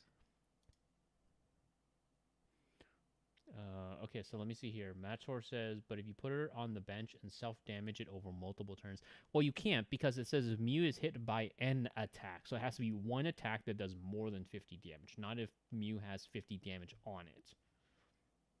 It has to be hit by an attack that does more than 50 damage. So one attack, a singular attack.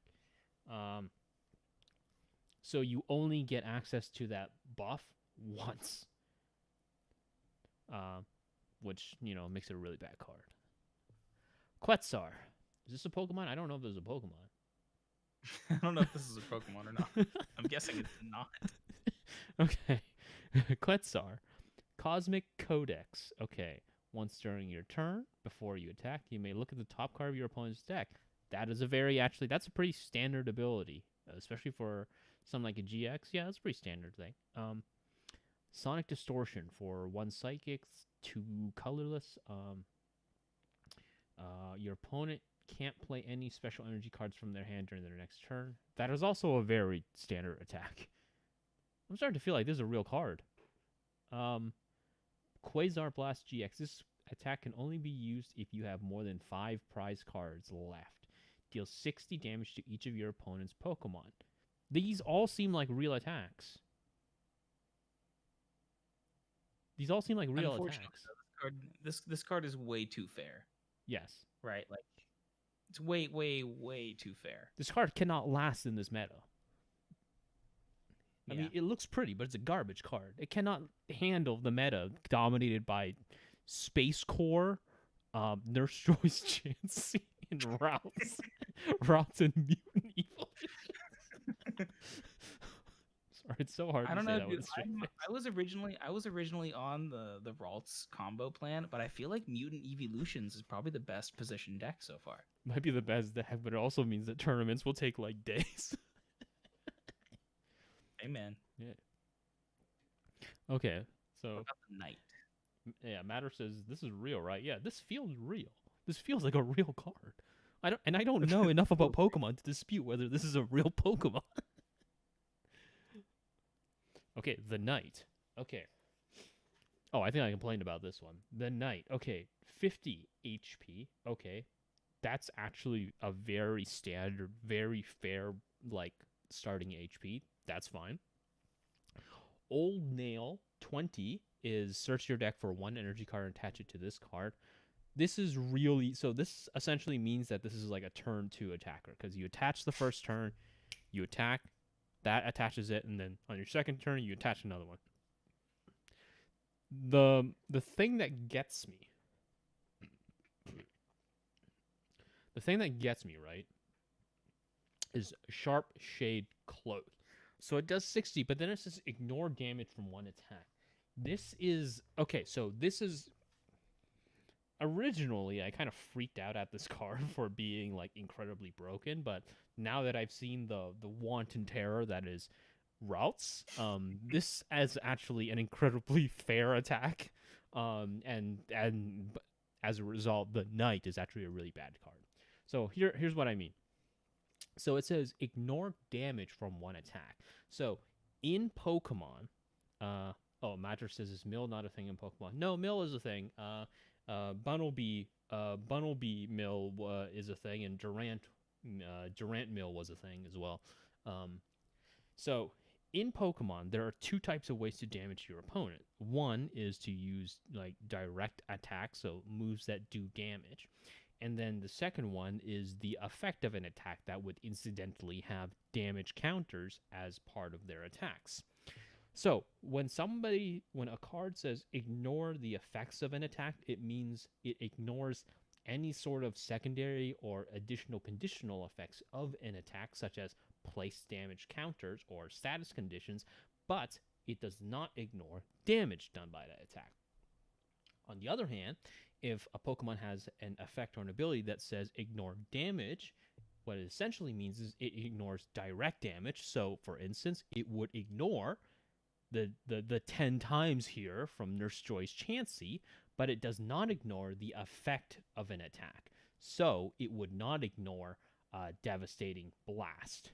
Devastating Blasts discard all of your opponent's benched Pokemon would actually be considered an effect of an attack, which, now that I'm reading discard all of your opponent's bench Pokemon, and if you discard all of your opponent's bench Pokemon, I realize that discarding all of your opponent's Pokemon and your bench Pokemon doesn't actually mean you draw prize cards, because it doesn't knock them out. You can only draw prize cards if the effect of an attack is a knockout. So what this would do is it discards everybody's benched Pokemon, and I'm assuming the cards that go with it. It sets you up. It sets you up for the whiteout, though. Is the thing. Yeah. So this is like an inverse donk deck. But this thing here, right? Ignore damage from one attack. This would not be able to get the knight around the effect of like something like, say, Ralts' Devastating Blast.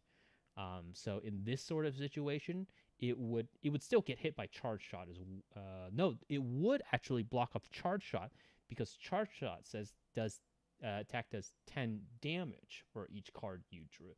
So there, it would be able. No.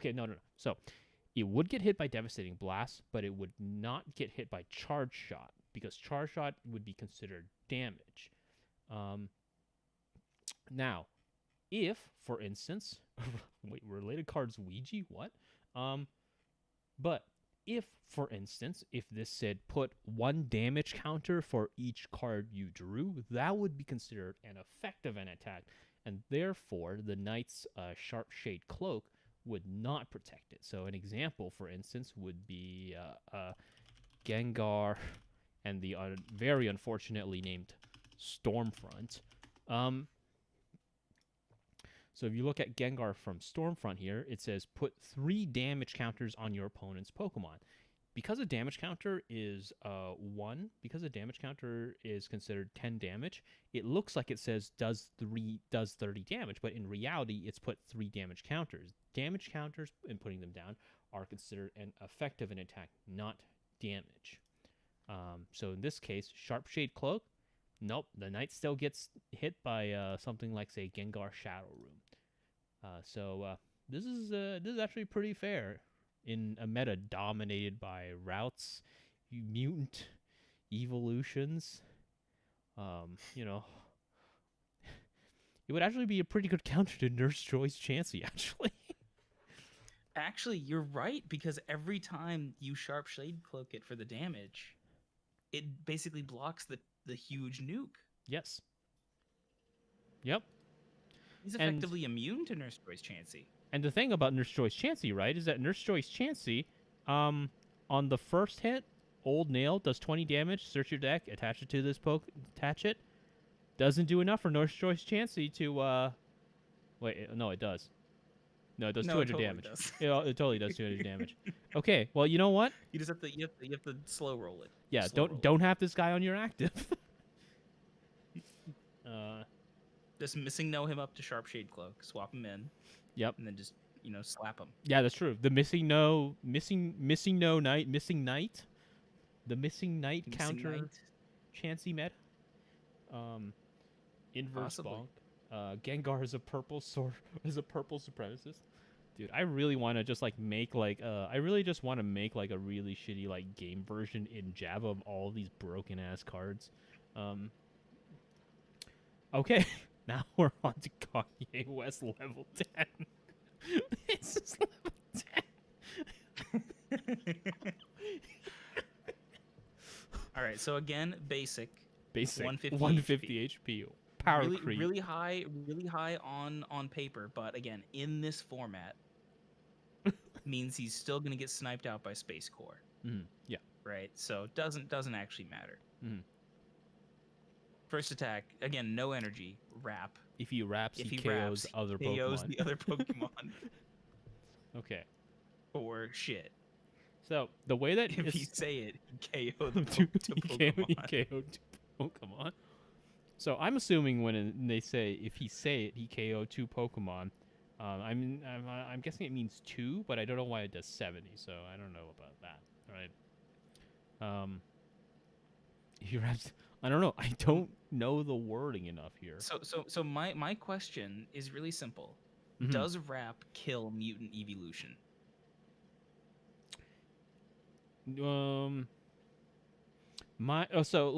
Okay, so let's say if somebody took this card, went to a circuit, and then played it, and then they were just like, Judge, and then they called me over, and then they said, what the fuck is this text?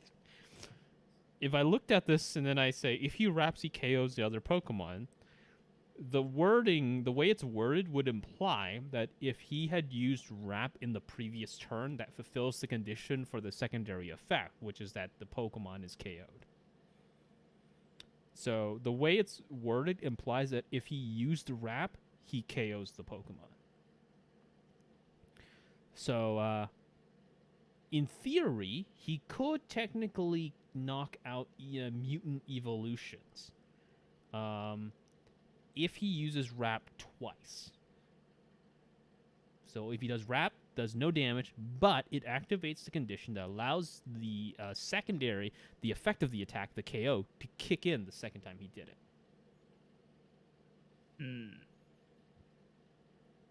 Yeah. So really, you just never use shit. You just always go for Rap. Yeah. Because I feel like shit. So the way shit is worded, it's the exact same thing as Rap, but it just does less damage. I mean, the 0 energy cost is the same. Why would you say shit when you can just Rap? There's no difference. Okay, so Peter says it'd be a cool mechanic if the player has to Rap to KO the other guy's Pokemon.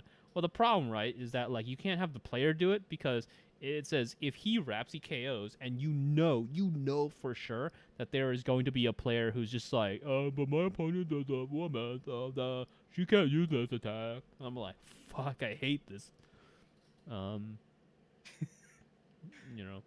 Nintendo's weird. It's like super late for me, so I gotta take off. Oh my god, dude! But dude, you gotta stay for Reggie Toxic. Okay. Two Bulbasaur having sex on the right. That's what it looks like. Side beam, Toxic side beam 30 times. What's that Bulbasaur one though? It's called Sableye. It's Sableye. Oh my god. Sableye. It's Sableye. Okay, it says 60 HP. This is like the more you look at it, the worse it gets. Just like it's Bulbasaur having sex with a Psyduck, and the card's name is Sableye. Yeah, okay. Unofficial. $49.99 in stock, dude. What? Pokemon card. Bulbasaur having sex with Psyduck Sableye. $49.99? You kidding me? Used. Please read the description. What are the chances you think there's come on? $10 shipping, dude. Up for sale is an unofficial fan-made Pokemon card featuring Bulbasaur and Psyduck engaging in R-rated activities. It is in overall very good condition with light surface wear. Fuck, there's cum on this, isn't there? Shown in pictures. Please inspect them all. Cannot stress this enough. This is not an official Pokemon card. Smiley face. Did Chris Chan make this? That's what I'm thinking. Okay, so let's look at the deets of this card. Okay, so we got a 60 HP grass Pokemon, titled Sableye, with Bulbasaur. the Sableye is what gets me. Oh, Bulbasaur is. Okay, well, it clearly just is Bulbasaur having sex with Psyduck. So, I was about the death of the author of this, but I guess the author came crawling back to tell me no, it is sex. It's a basic Pokemon. Okay. Okay. Sharp Knife, 30. 2 grass. Cast 1 coin. You mean flip a coin? If it is in the averse side, give 30-point attacking damage. Otherwise, Ossus 20-point damage. What does that mean? What? What does that mean? You know, this is the first card that introduced the casting of coin mechanic.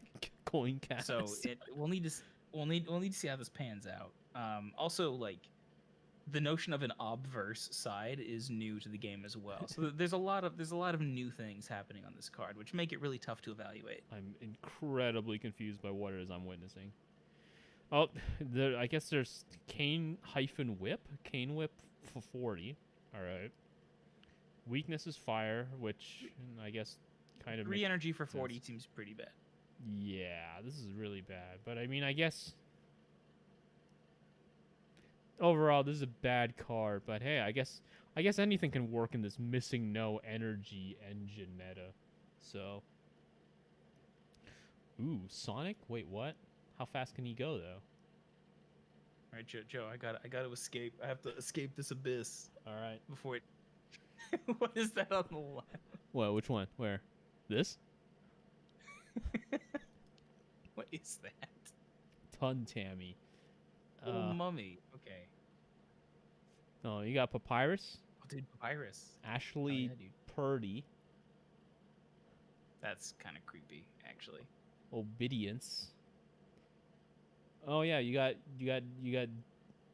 Censored Jessie. Censored Jessie. Yeah, she's not wearing a bra. Oh, this You've is got so Mewtwo sad. as a Hearthstone card. This is so sad. Cookie, I love you, miss you too. 150 HP. Oh. What?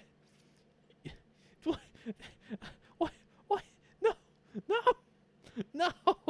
Your little Pokemon comes and visits you from heaven.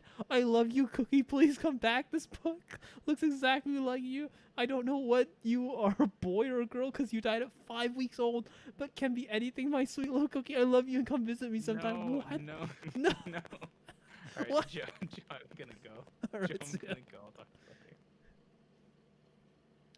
you later. What is this? This is so depressing. Oh no. God, no. Cookie, please.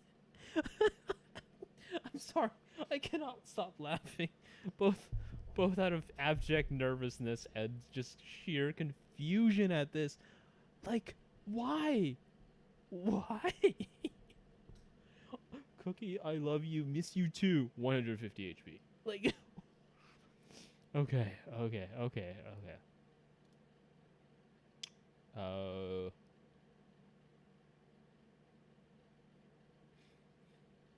This looks like an actual Kling Clan card with just different text.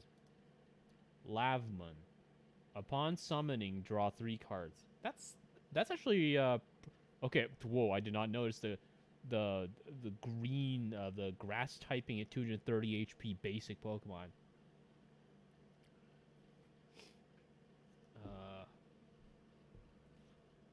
Yeah, upon summoning, draw 3 cards. Yep, 3 cards.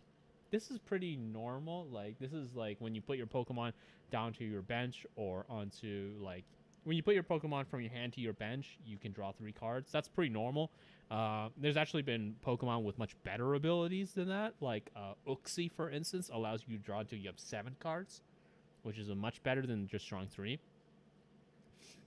Hilarity ensues. 80 damage. Drown Lavmon in a mountain of ridiculous asks. Do 10 damage to yourself. I'm assuming it does 10 damage to itself, which is absolutely insane. So I've noticed that, let me see here.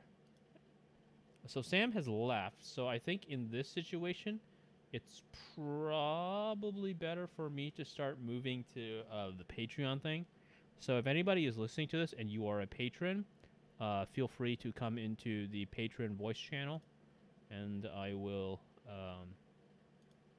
and then I'll stream it through there, if anybody is interested.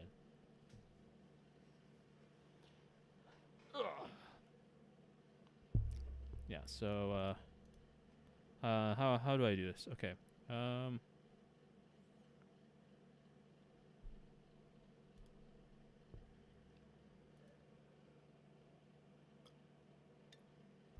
alright, okay, let me see how we do this. Okay,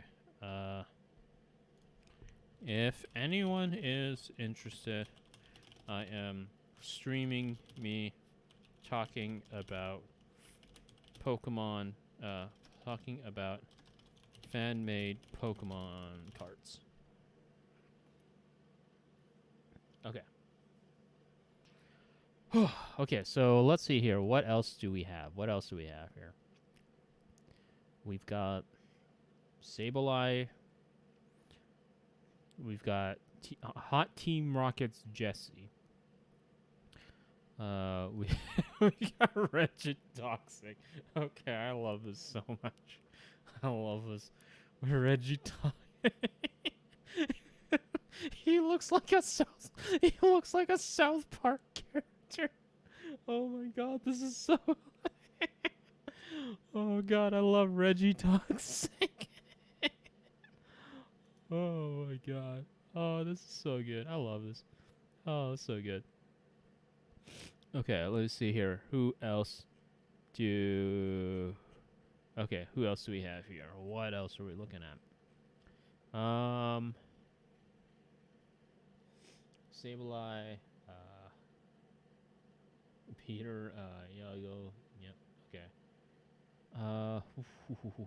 Agility.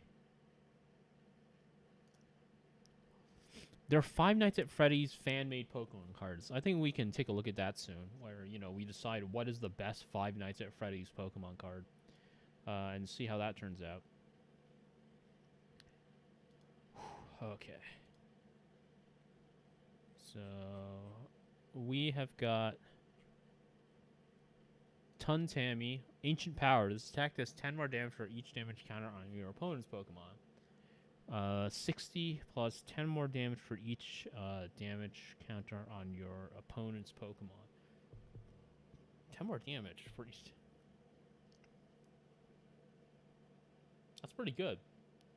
That means it hits for 60 now, and it hits for 120 on the second run. So it's always going to hit for like 180 if it's not stopped.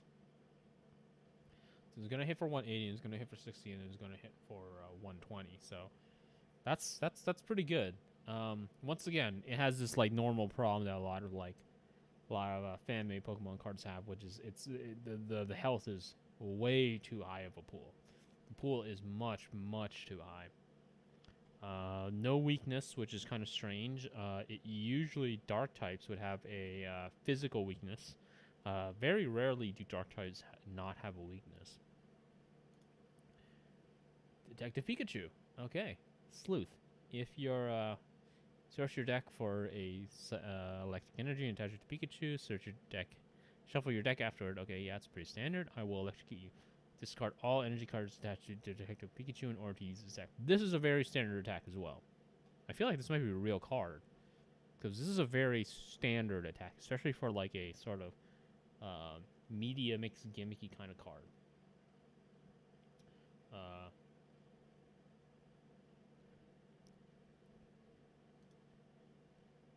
So let me see here.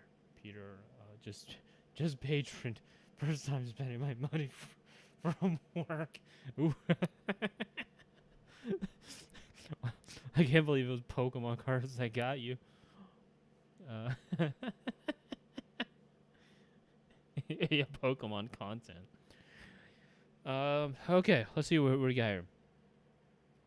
We got Pinata Uni, which evolves from Crate, loot drop 90. Search your deck and draw 2 card, and take 1 card out of deck. Search your deck, and draw 2 cards. Okay. And take 1 card out of deck. Oh, so discard 1 card from your deck. Okay. That's not bad. That's sort of like a weird way to try. No, that's actually pretty good. Because you can just discard an energy card and then just recycle it back using something like energy retrieval.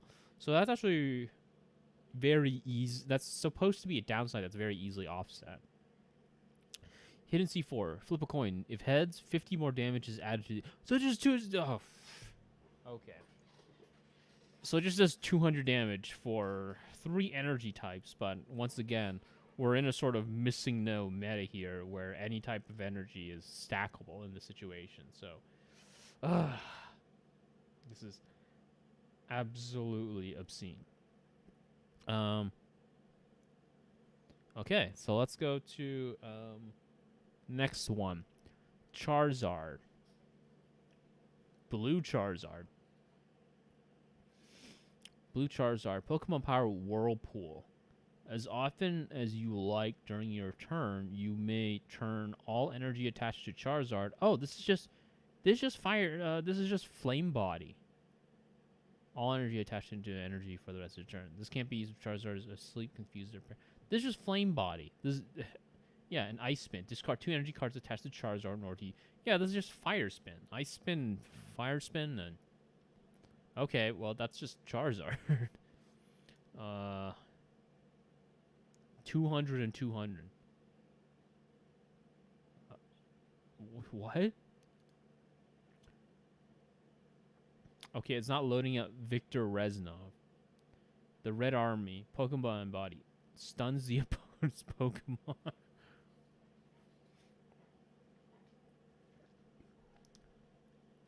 Let me see here. Papyrus. Spaghetti. The opponent's active Pokemon is now poisoned because of Spaghetti's cooking is... yeah, so... The kind of... How can I describe it? The kind of flavor text is a little... The flavor text is something you never really see in Pokemon like this. It's really only in, like, very specific gimmicky cards that, like, say... that are not meant to be used competitively because, like, they don't really add anything clear. Like, this... Like, oh, they're poisoned because Papyrus's cooking is terrible. Like, you don't see it in cards like that. You don't see it in Pokemon cards. But 20 damage plus poison is good. Not in, of course, the fan-made meta, because the fan-made meta has some very powerful cards. Human Finding. Search your deck for 2 Pokemon. If any of them are fan-made, this attack does 20 more damage. Search your deck for 2... Oh. Ooh, okay. This card, actually... This card is a game changer. Papyrus, a game changer. Okay? Search your deck for 2 Pokemon. If any of them are fan-made, a deck does 20 more damage. Put the cards in your hand and shuffle your deck. The 20 more damage doesn't matter. It's the Human Finding. Because if you... Human Finding fan-made, dude, now you can get the fan-made cards you need. Depending upon what kind of search cards are available in the meta, this could be a game changer. All of a sudden, Papyrus just jumps up. Just jumps up like crazy. Because if you don't have something like, say, computer search or Pokemon communication or something like that, you know, then you might just have to draw into it. But if you don't have to draw into it, then you can use Human Finding. Bulbasaur. Okay. Seed. This. It's not even a card. This is not even a card. This. Who's gonna read this? It's not even a card. Okay. Oh, I think those are real cards.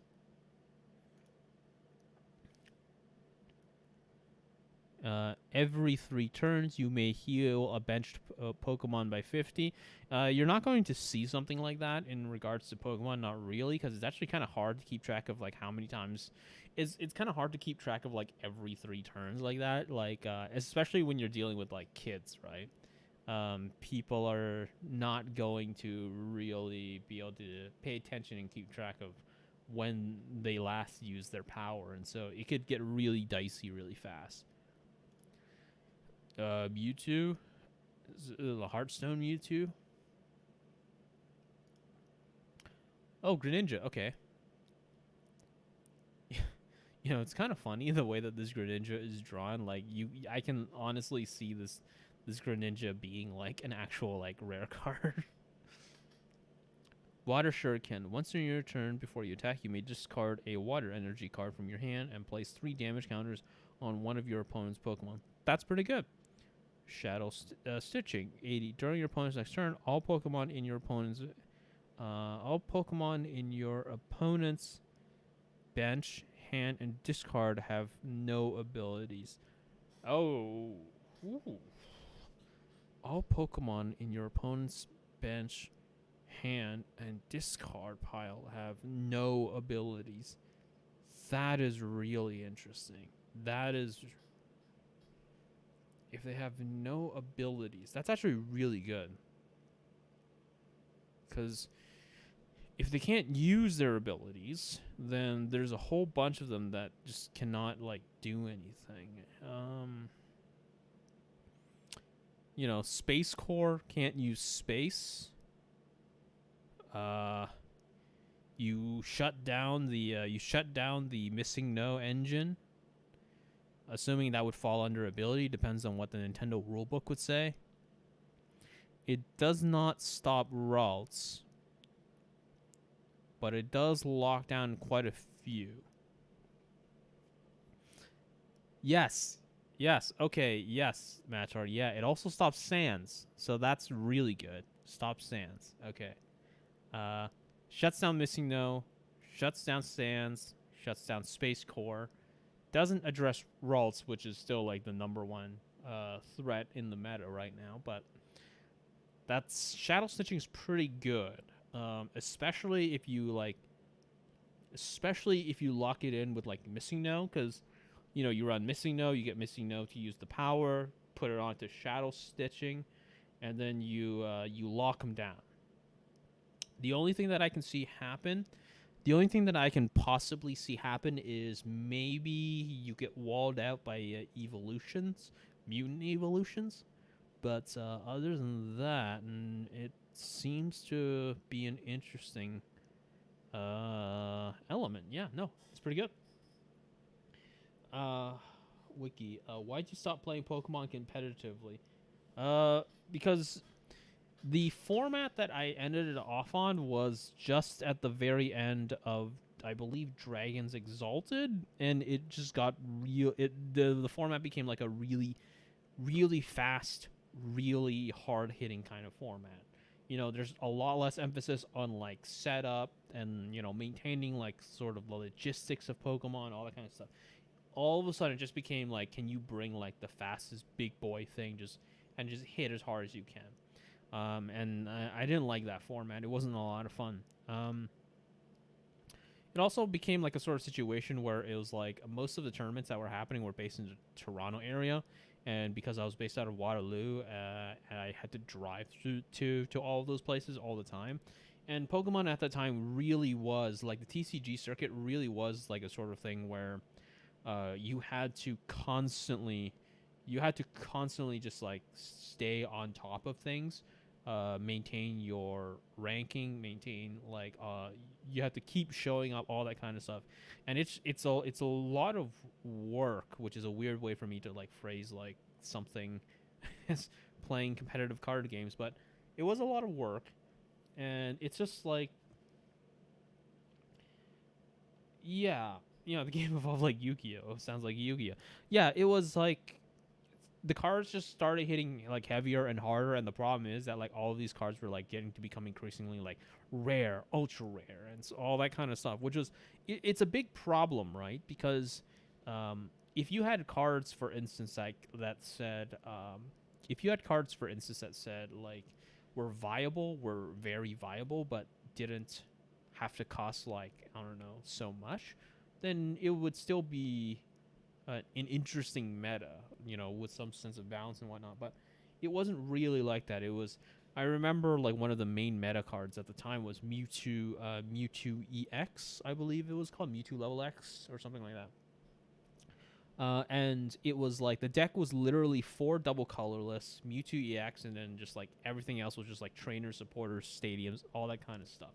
And that was it. That was literally it. You just ran 4 Mewtwo EXs, and that was like an efficient deck. That was an efficient meta deck at the time.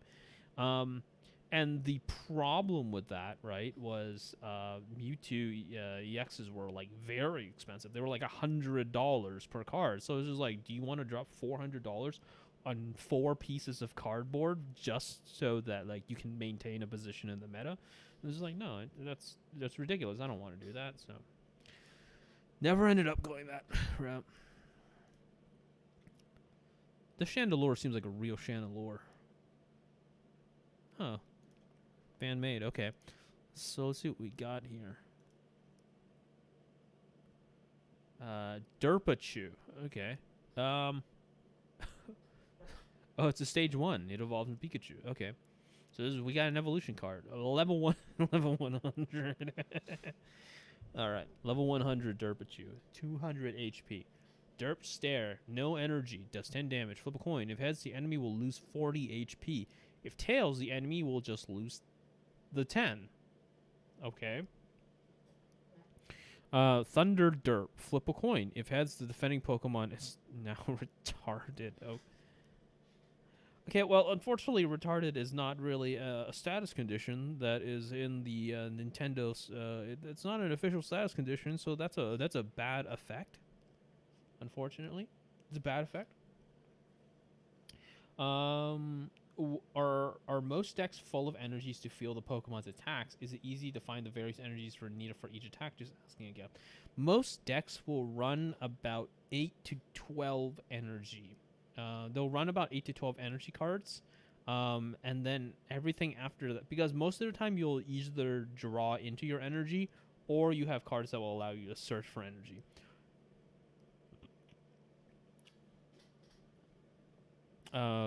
So the thing is just like, you don't have to worry about that one. There are some decks out there that will run like absolutely 0 energy. One of the main decks at the time that I got really known for beating. One of the decks at the time that I got known for beating was Chandelure, and Chandelure runs absolutely 0 energy. So essentially, what happened is the Chandelure Noble Victories. So at the time, the meta that I was like most prolific in was Chandelure, and so as you can see here, so Peter, energies don't get consumed; they're just still there unless it's an effect of an attack. So like if an attack was just like, oh, after you've used this attack, you have to discard an energy or however energy, then it becomes consumed.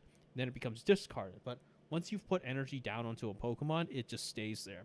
Of course, people can lose their energy once that Pokemon gets knocked out because it doesn't go back into your hand. It goes into your discard pile.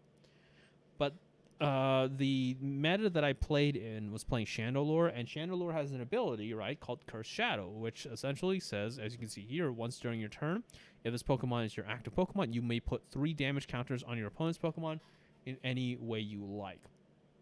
So how this deck worked was it would work by constantly switching Chandelures around, and as a result, what it would do is it would just slowly place like bits and pieces on the opponent until they're pretty much done. it was a really important meta-defining deck because it really sort of showed like how you can win without using energies. Another deck that was really strong before that was the Stormfront Gyarados, which was Stormfront Gyarados was pretty big in the European circuit. It was invented by the French, and it won French nationals. So Gyarados here, right? You know, it's got a bunch of energy attacks here, but you don't want these. Nobody cares about this. What matters is this, Tail Revenge. Tail Revenge, right, essentially means 30 damage. 30 times the number of Magikarp in your discard pile. So that means that Gyarados can hit for like 90 energyless. So essentially what ends up happening here is you can just have a Gyarados that just swings for 90. And that's really hard hitting for what essentially amounts to no energy. Yeah, so that kind of stuff. So like there were meta decks that did run on absolutely zero energy.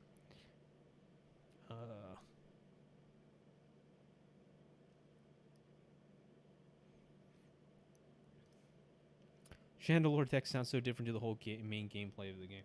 Yeah, Chandelure deck was a very... This was like the meta that I really love. Not because I did well in it or anything, right?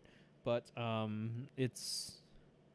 I really love this meta because it was a very sort of like control-focused meta. It was like a very flexible meta that just had like a lot of like thinking and opportunities and all that kind of stuff.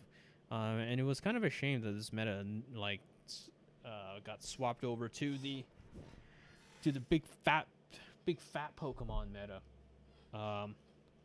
Because the deck I played was a Japanese deck called Cake.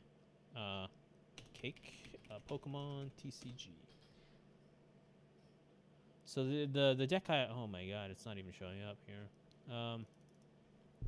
So Electro Prime Pokemon. So here's the thing, right? Here's the thing that makes like Chandelure incredibly dangerous as a deck. So Chandelure ran with a card called Twins. Oh, god damn it! I don't know what I was expecting. Pokemon TCG. So it ran with a card called Twins. And essentially what Twins was a incredibly powerful supporter. So if you can read it here, it says you may use this card if you have more prize cards left than your opponent. So that means if you're losing, according to the game, right? Search your deck for any 2 cards and put them in your hand. Shuffle your deck afterward. Twins is incredibly strong if you're behind. So Chandelure, what Chandelure does is Chandelure essentially just puts on damage little bit by little bit over and over and over and over again. It just constantly just trickles damage onto the opponent's like side the whole time. And it can do that entirely because of the Twins. It can do that because of Twins, because it's always going to be behind. Because it doesn't matter if it's behind, it's just going to constantly keep trickling damage onto the opponent. And then eventually they just fall under the weight of it. So the whole idea with that is that like there's 2 things you can do. You can try and outmuscle Chandelure, but you can't really do that because it's really hard to actually outmuscle Chandelure, because Chandelure at the time would play with a partner called Vileplume. It would play with Vileplume. And Vileplume has and oh my god, let me see if I can get a higher quality okay, let me see if well, that's So Vileplume had an ability called I'm trying to find a higher quality here. Here we go. So Vileplume had an ability so the problem, Peter, is that you cannot rush down Chandelure, because what would happen is if you rush down Chandelure, Chandelure would kick in the Twins. It would kick in Twins, and it would kick in Twins to activate Vileplume. And what Vileplume does, Vileplume essentially would sit on the opponent's bench, and it would just lock down the opponent's... It would lock down everybody's ability to play trainer cards. So what do I mean by that? Essentially, what would happen is once you knock down one Pokemon on the Chandelure deck, what you would do is they would use twins. The first thing they would get is usually a rare candy or a Vileplume. And then what they would then get is they would also get a Pokemon catcher or some sort of like warp point. And what that would do is they would use that to force a switch. And so you would bring out a Pokemon that was big, that was like, you would bring out a benched Pokemon, and then you would, and then they would bring out like a Chandelure or somebody or something. They would evolve into Vileplume, and then that would essentially block off the opponent's ability to use. That would block off the opponent's ability to use any trainer cards, because Chandelure runs entirely without trainer cards. Chandelure can essentially just slow down the deck game to such an insane amount that there's just like nothing that they can do. And so essentially what happened was it just picks away at you. And it doesn't even matter that like you try to like knock down a Chandelure or anything, because as long as Vileplume is there, you are moving so slowly that like there's just nothing you can do. There was also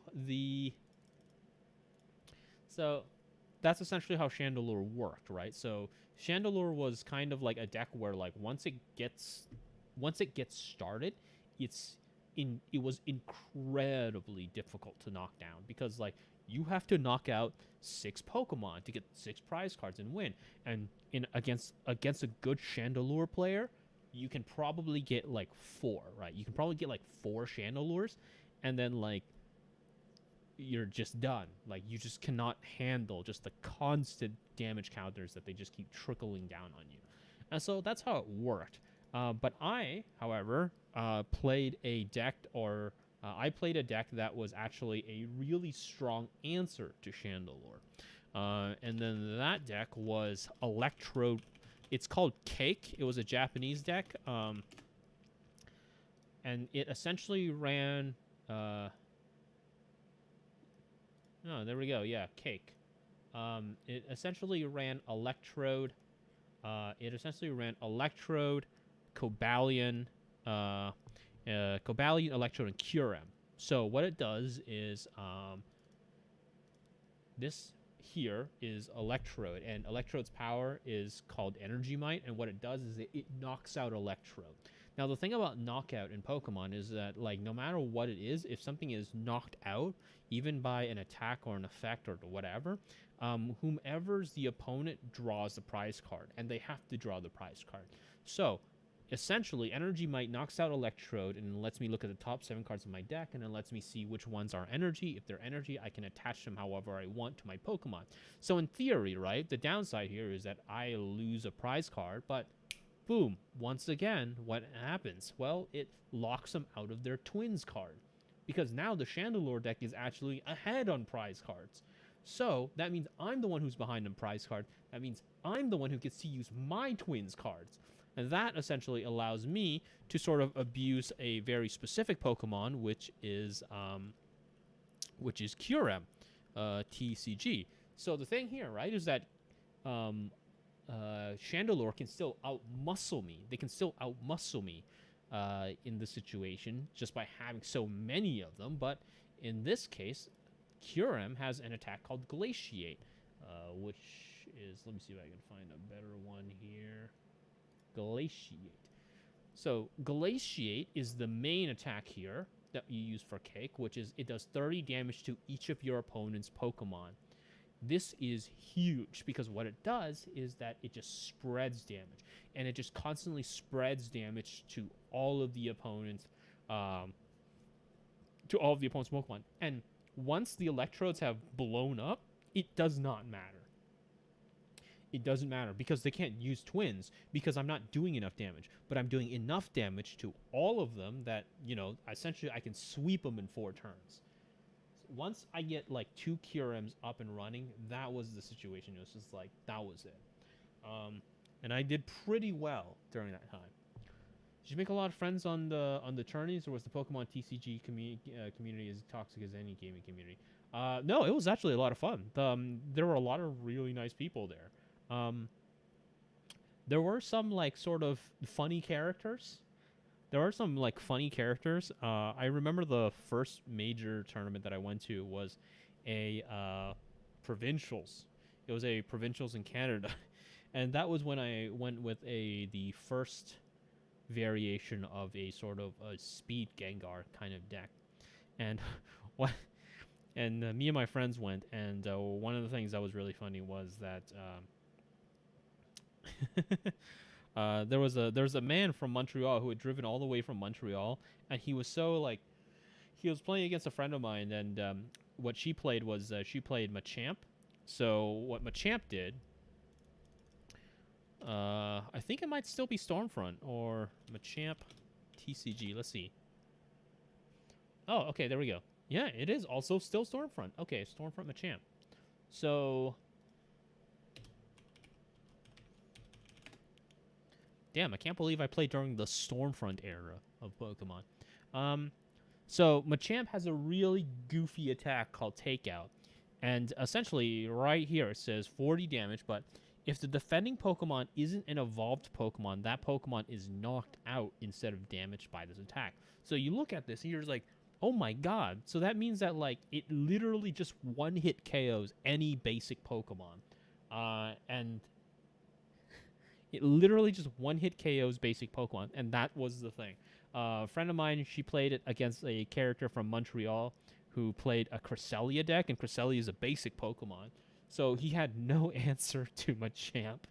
So he just kept getting like one-hit KO'd over and over and over again. And he just kept kissing his dice, and he was like, oh my god, I cannot win, I can't win, I can't do this, I can't win. He just kept kissing his dice and everything. It was really wild. But, yeah.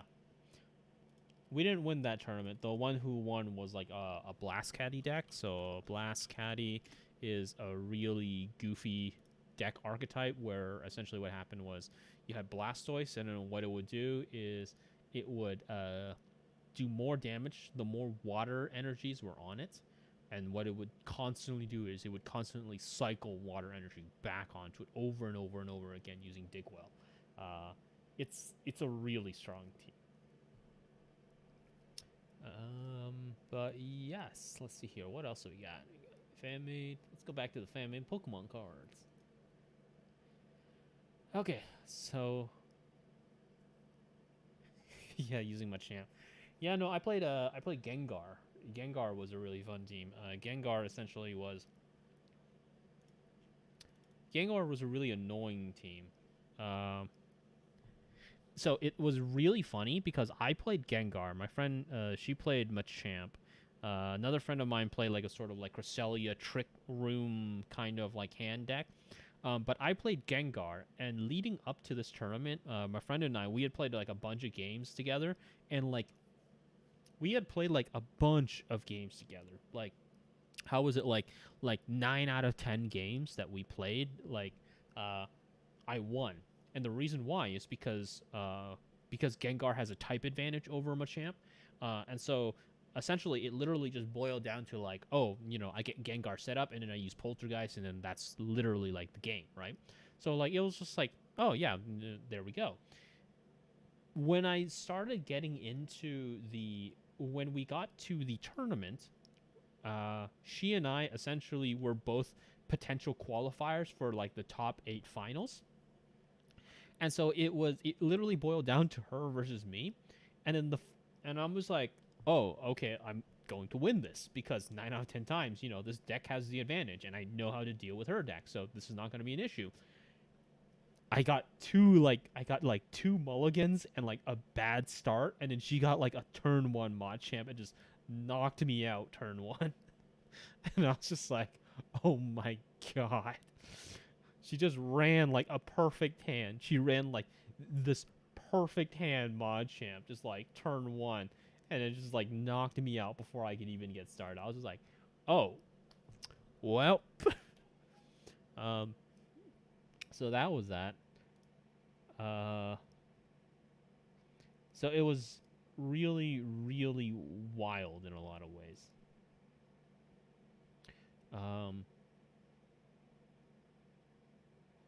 Whew. Oh, I do remember I do remember playing a in Cookstown. I remember playing in Cookstown. It's a small town in Ontario. So let me know if you guys want to hear me tell the story of Cookstown and my experiences in Cookstown, Ontario, because it's a weird place. It's a very sort of Lynchian place. Leave a comment in the chat. Leave a comment in the chat while I crack open a beer and tell me if you want me to talk about Cookstown, Ontario, and playing at the McDonald's there. I'll be right back.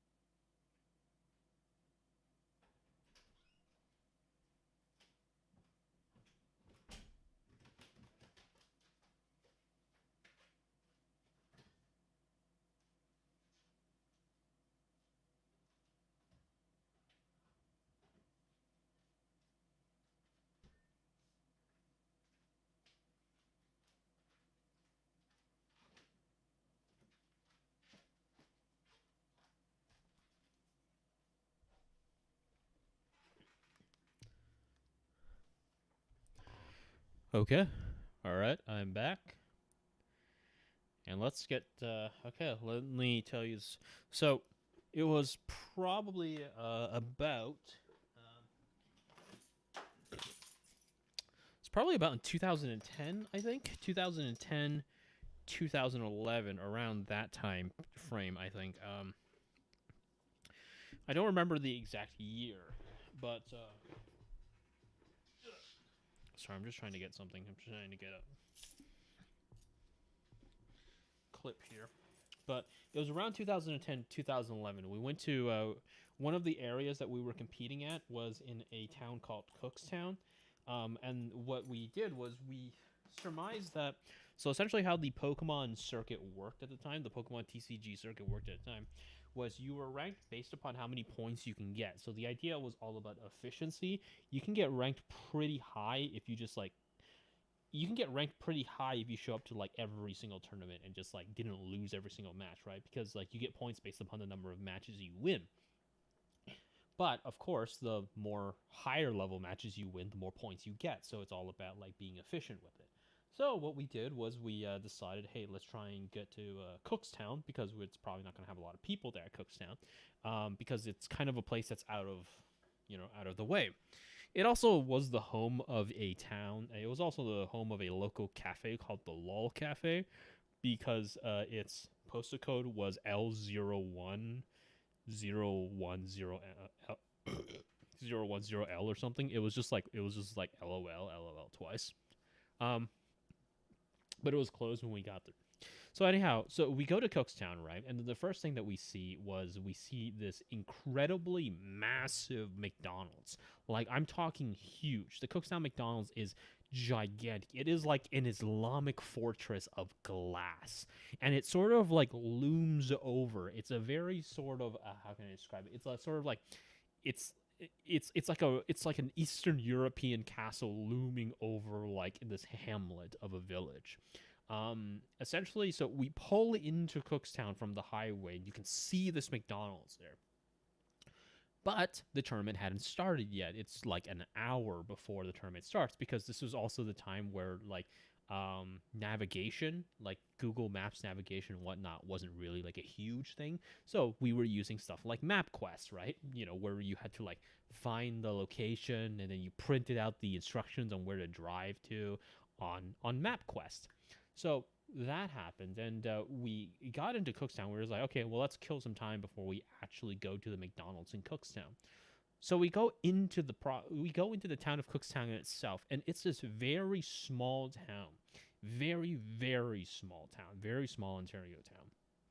And one of the first things we see that like on its main road, like its main attraction were like a Tim Hortons, or you know, it's a Tim Hortons, or like the downtown area. But the downtown area isn't like a sort of small town American downtown area. It's more like a strange, forgotten American downtown area, but in Canada. So you have things like the tattoo parlor that also doubled as the rabies clinic. Or you had things like all of these posters for events that would be happening in the next town over, or how everything happened at the local high school. We ran into a poster, for instance, that was it was an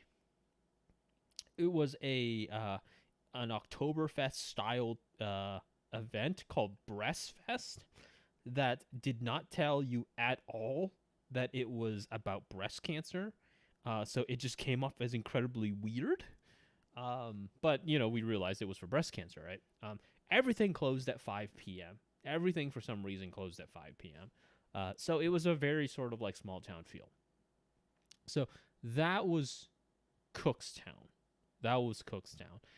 We got stares all the time where we were there. We just got stares all the time. And I feel like it might have potentially been the fact that I was like literally the only person of color in that town. So that was the whole situation in that town. And I'm not casting aspersions on it, right? But it was a very different feeling. Like, it's truly a small town kind of thing. Anyhow, we decide, well, there's not really anything to do. Let's just go to the McDonald's, right? So this McDonald's had 3 levels. It had a sort of top area where you, it had like a top area that also doubled as like a play area, as also like a sort of hangout spot.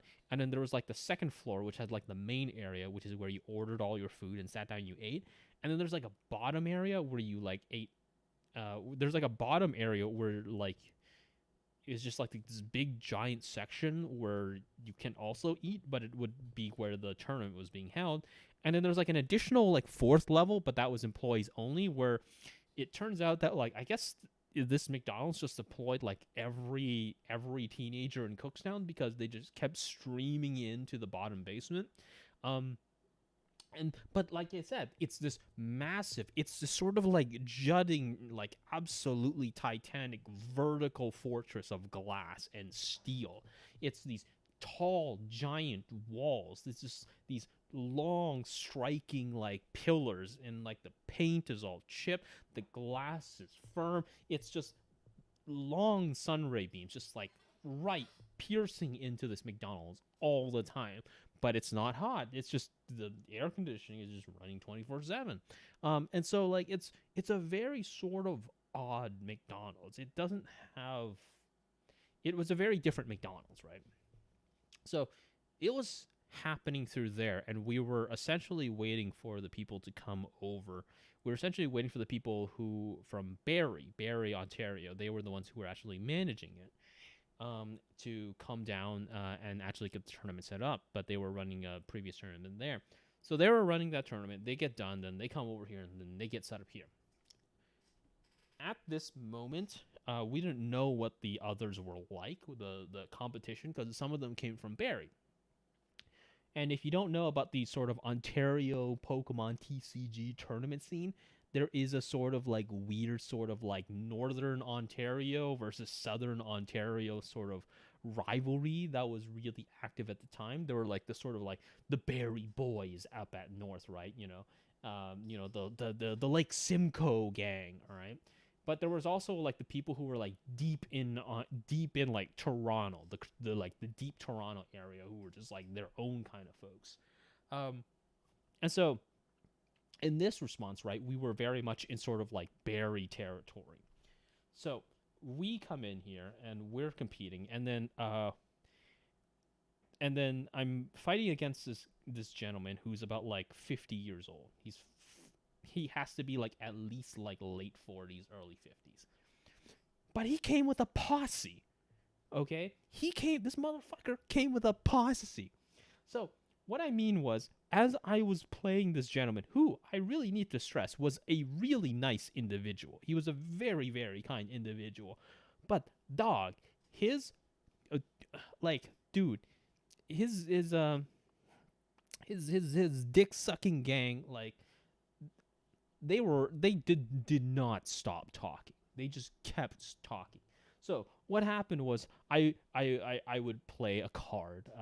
I believe I played I don't remember what exactly. I think I played Flygon at that tournament. It was either Flygon. Oh no. I remember playing Dialga. I played a sort of Dialga deck. I played a Dialga tank deck. So I was playing Dialga at the time, and he was playing what was it? He was playing Garchomp Sizor. He was playing Garchomp G Sizor, which is a pretty good deck at that time, but it was pretty rare to see it. So when I saw him play it, it was really interesting. So every time he would like put something down, every time. And okay, let me express to you like what his cheerleaders looked like. They were two dudes who were the exact same age as he was, these long giant ass beards. They looked like discount bikers. They had like sleeveless shirts that like were very clear that the sleeves were cut off kind of vibe. They had like denim vests and all that kind of stuff. Like these long sort of beards and long hair, long black flowing hair, all these kinds of people, right? But like they're 50. So this guy who's playing against me, like he would do things like, he would put cards down, and then he would just, play like any reasonable, generous and kind person would. And then his posse, who I really need to stress were also playing, they would stop when they were playing and be all on, oh man, you gotta watch out, Kevin's gonna do it, he's gonna do it. And he's just like, yeah, no one's ever been able to beat Kevin on that one. Yeah, you're in for a treat here, buddy. Like, they're talking to me like this, and I'm just like, what the hell is going on? The guy himself was absolutely fine when I was playing with him, but no, his posse was absolutely annoying. And so I lost. I lost against him. He actually was a really good player, but they kept going stuff like they were like, oh, this guy used to be national champion, man. You're never gonna be able to beat him. He's national champion. But that was the situation that I was just stuck with. He's like, oh yeah, Kevin used to be really, used to be really good. You got nothing against him. So, yeah, wasn't a big fan of what happened there. And then the entire time that we were playing in the basement of this McDonald's, teenagers from Cookstown would just stream in, and then they would just constantly just look at us with like glares of complete disdain on us. So, overall, pretty good experience in the small town of Cookstown. Would love to go back. Actually, potentially visit the Walt Cafe. Yeah. Let me see here. Let me see some of these comments, or at least let me try and respond to some of these comments here. Wow, y'all left a lot. Okay. Peter, because you're Laotian. Yeah, hell yeah, dude. Yeah, no, it's if you type in Cookstown McDonald's. Okay, let me look it up here. Cookstown McDonald's. It's a really, really big area. Cookstown, Ontario McDonald's. This is, come on, where the hell is it? I'll know it when I see it. Okay, well, you know what? Let's do it. Let's go, lads. Cookstown. Cookstown, Ontario. Look at that. Look at the beauty of Cookstown, Ontario. Okay. Okay, let's go. It's Google Maps. Okay, Tim Hortons. This McDonald's has to be here. Simcoe. Okay. Cookstown, Ontario. Brampton. How the hell do you... Don't tell me this. Are you telling me this McDonald's is just like no longer around? This cannot be. This cannot possibly.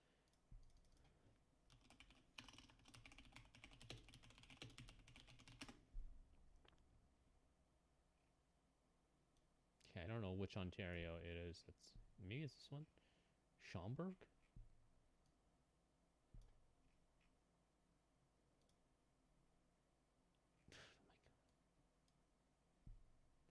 Well, there's like well, there was like a huge McDonald's. I don't remember the exact area, but it's around Cookstown.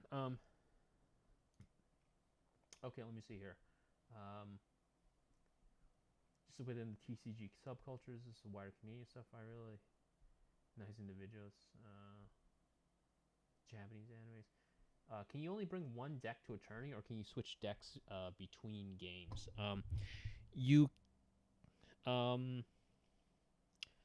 you can switch decks between games, but most people just brought one deck.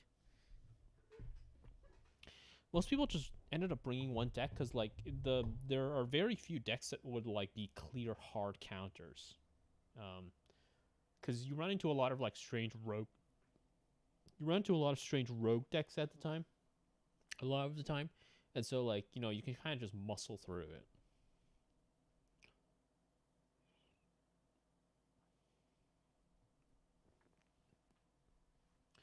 Because it feels like you could avoid the Machamp versus Gengar matchup or something like that. So the Machamp versus Gengar matchup was actually in my favor. It was just that I got donked on turn one. Machamp at the time was not like a really big meta deck when like we first threw it out. Like, so like when the Machamp deck like came out in terms of like tourneys, we were well ahead of the curve. Because at the time, a lot of people were playing primarily stuff like Galactic G decks. Because they were playing sort of like, they were playing like very sort of, they're playing like people who wanted to play Pokemon trading cards would want to play, right? You know, they were saying, oh, I'm going to use the spray and it's going to do damage or something, and oh, you're poisoned now, and you know, they're playing like people who would play like the game for fun would want to play it, right? It's like, oh yeah, you know, just doing this damage, or like you've been power sprayed, like that kind of thing.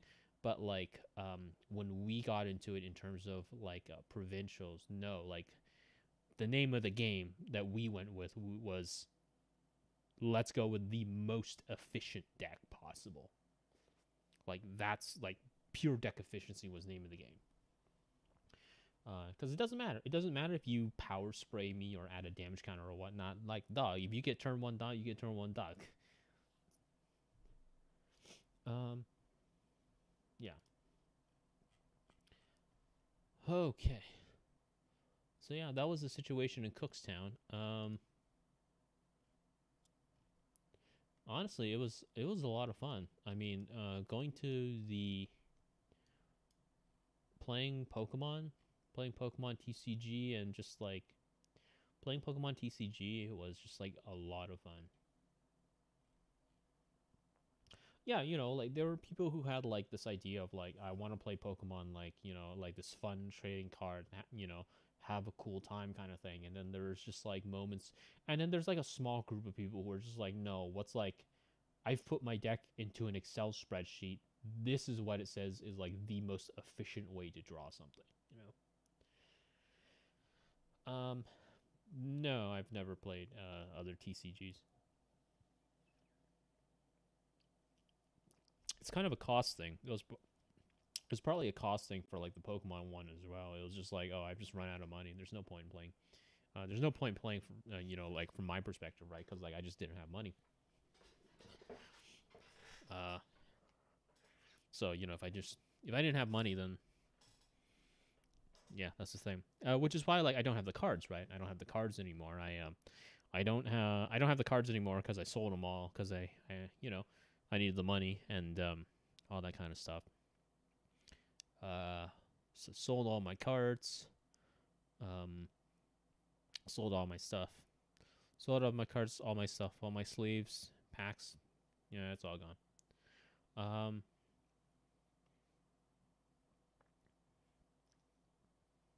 I'm not. I haven't tried out like deck building games. I haven't tried out deck building games, but it's, you know, just not been like a huge thing on my to-do list. My favorite deck is Dialga G level X. Dialga G level X is a fantastic deck. No, Peter, I don't get an allowance, dude. I don't get an allowance. I've never gotten allowance. No, man. Like all of the money that I have is just my money. No, this is something like a lot of people kind of just like don't really like know or really don't like notice, but like no, when I was in my undergrad, I worked like 3 jobs. So like everything there was just like the money that I had on my own. So there were moments where I was just like, oh, yeah.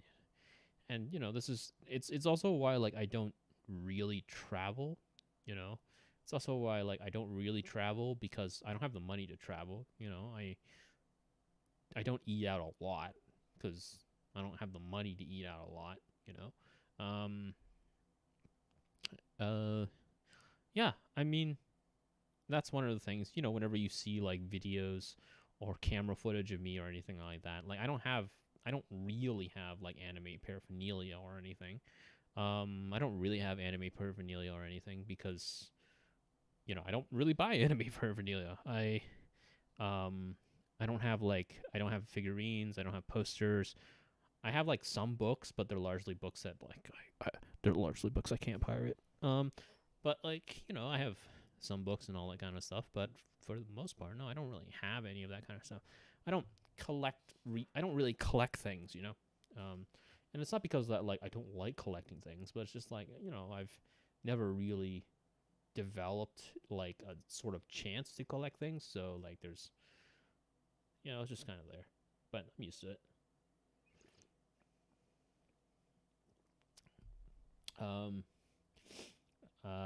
No, Matcher. I have very little interest in actually visiting Japan. I've actually told people that like if I visited Japan, I would probably never go to like Akiba. I would actually probably go to like Inakoshira Park, Inakoshira Koen, or like the site of the Setagaya murders. Like, I would just go to like places where people have been like killed or murdered or something, and I'd be like, "Hey everybody, how's it going? It's me, Joe. Bowser Select. I'm here. I'm here at the site of the Nevadaton slayings. You know, I'm at the elementary school where she killed her classmate, and you know, I'd just be some goon idiot just standing outside in front of a middle school. But no, I don't really have, cause like how can I describe it? It's like, you know, the question becomes like, what do I go to when I like go to Akiba, right? Like, I'm not gonna buy anime merch. I never started really collecting anime merch. So I'm not really gonna buy anime merch. When I go to a convention, I don't really buy stuff at a convention. I just get intensely shit faced and then watch diners, drive-ins, and dives with my friends at the hotels. So you know, that kind of stuff. Yeah. Well, yeah. I used to have like this old Death Note poster, but like I don't know, I don't have it anymore. I have some volumes of Ultraman and Yotsuba, but that's it in terms of the manga that I've got. I actually do have the volume of Pretty Face and Cheeky Angel that I got off on a really good deal, so that was good. But yeah, I don't know. I don't really have like a lot of stuff. But yep. No, it's I think on some level, right? I think on some level there's a sort of would say the main reason you don't have anime merch is a lack of disposable income. I would say initially, right? Initially, the reason why I don't have anime merch is a lack of disposable income. Because like I functionally grew up in a household where like my parents were just like, no, we're not buying anime merch for you. Like this, no. And I don't get an allowance or anything, so all of the money that I have is all of my money, right? And so like working 3 jobs and paying for college is like, no, I don't have any spare money to buy on anime shit. So like there's no real like moment. But now it's less so like now I have a little bit more money, not a lot more money, right? I'm still poor as shit. But like now it's like it's not so much of like oh, I'm still too poor to get anime merch. And more so a situation of like I'm so used to just like not buying it, right? I'm so used to just like not falling into sort of like the otaku consumer trap, right? That I'm just like, oh, I don't really need to get anything from it, you know? You know, it's not like I was just like, damn, now that I have the opportunity to buy like, I don't know, like Nendoroids, right? Now I can finally buy the Nendoroids I want. I was like, no. I've kind of just like numbed out from the need to get them, you know? Because I never developed like the habit for it. I have, however, developed a habit for other really stupid things to buy, which is incredibly cheap Bluetooth headphones. I've gotten really into like collecting very cheap, like sub $40 Bluetooth headphones. So if you need somebody who can recommend you a cheap Bluetooth headphone, I'm your guy. Sub 40. I don't collect expensive ones, but I really gotten into that. That's fun. But no, not anime stuff. Which is why it's kind of funny because like if you actually like see my room and see my life and whatnot, like I mean if you look at it like where I live, and also if you kind of like see like the background of me anytime I'm in any kind of given place, most people would not peg me for having like being really into anime. Nobody would really know because I don't have any like anime or manga shit that like sort of gives the signal and it's like, oh, this guy's an anime. And like that's the thing that I'm kind of happy and weirdly proud of in a little way, which is that like despite the fact that I live in absolute squalor, I am nevertheless a very minimalist person in that like I have absolutely zero decorations on things, except for my incredibly depressing death calendar that I made myself.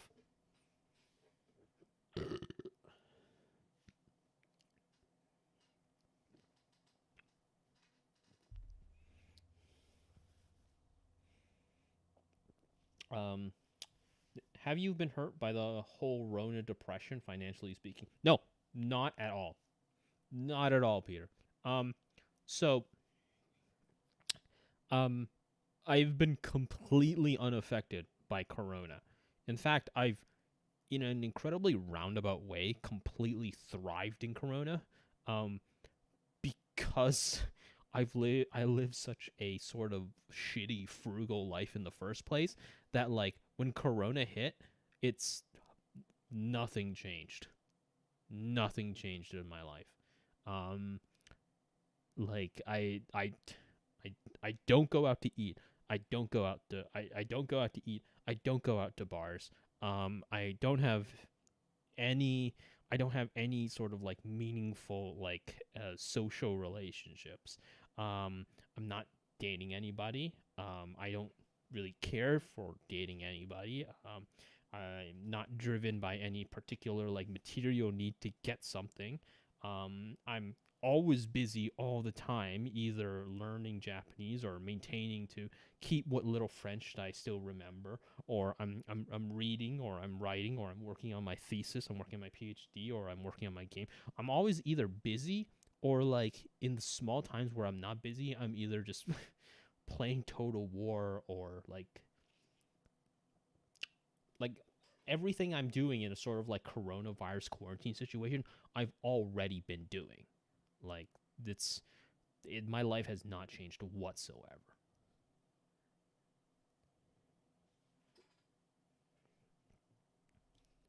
Oh, I would absolutely not want to go into another world. I would not be able to live in a world without like toiletries.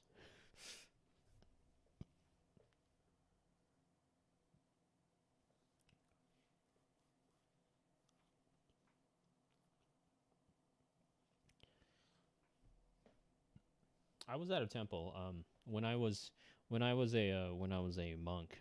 Both times actually, both times when I was a monk, I was actually at a temple I was actually at a temple in Laos. Neither of the times had like proper flushing toilets, so it was just like just shitting into a bucket or shitting into the ground. Um, Both times not great. So I really value the existence of a flush toilet.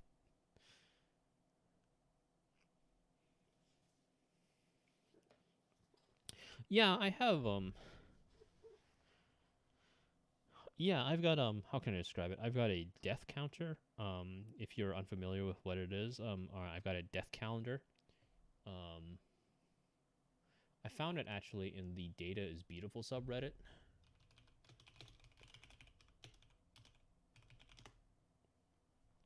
If anybody is interested in terms of the Data is Beautiful subreddit. Let me see if I can find it. This is gonna be. Oh my god, this okay. Because search function. Can I search? How do I search? Classic. How do I search? How do you search? Oh, I think I saw it. I think I saw it. I think I saw it. I did not see it. How do you search? How do you search?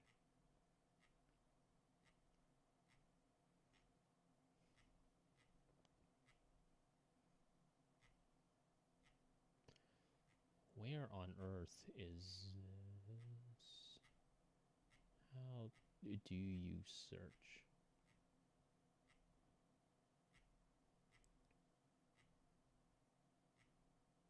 Oh my god, there's so many of these. Okay. Okay, let me see. I know. Average life expectancy.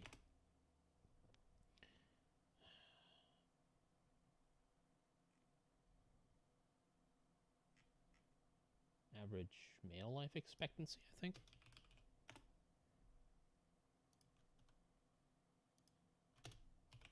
Dots. Yes, here we go.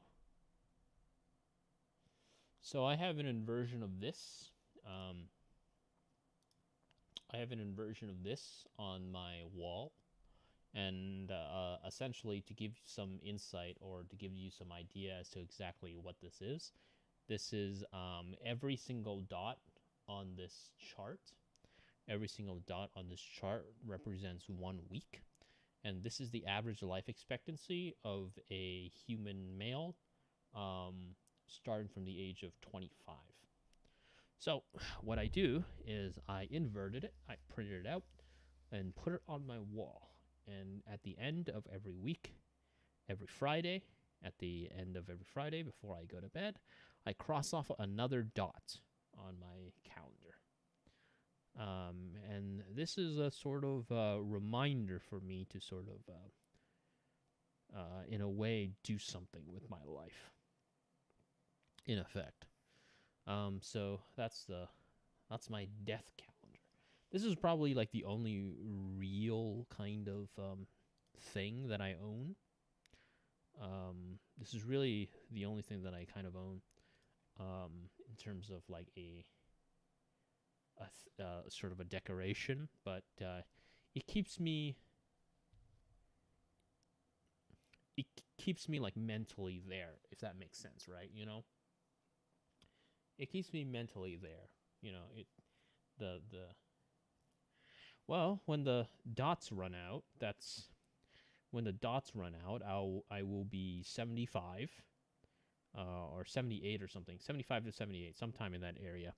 And that essentially means that my average, I've hit the average life expectancy.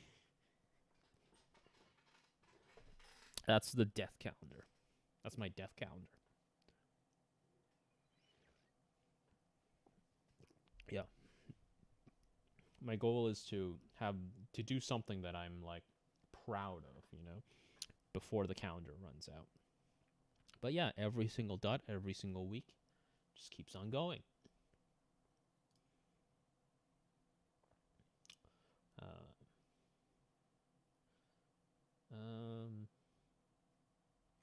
And if you guys find this like sort of weird or like depressing, just let me know. Just be all like, "Oh, move to something else," and I can move to something else.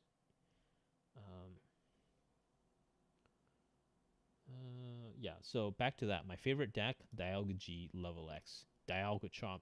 It essentially uses Guard Chomp to heal Dialga while Dialga keeps them locked down, because Dialga has the ability to stop the opponent and just the opponent from using trainer or stadium cards. So it's a really good control deck.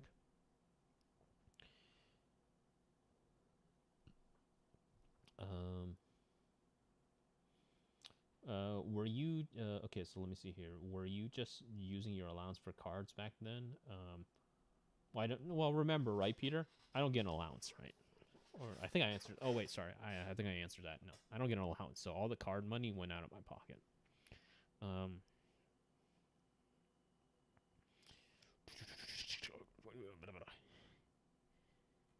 Oh shit. Okay.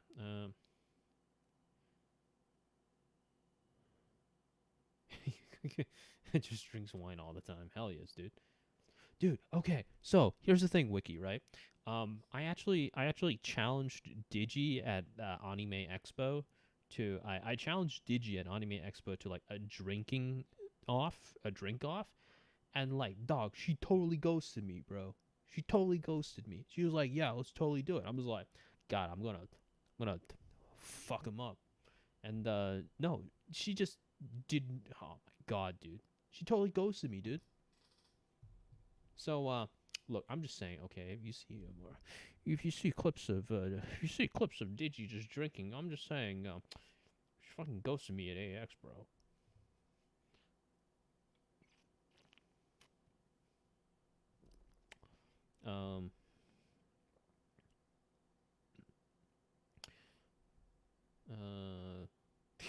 I have a lot of disposable income right now, but instead of spending it, I just take long breaks from working. Yeah, that works. My parents made me quit my job because of the virus. Ooh, that's fucked up, dude. That's unfortunate.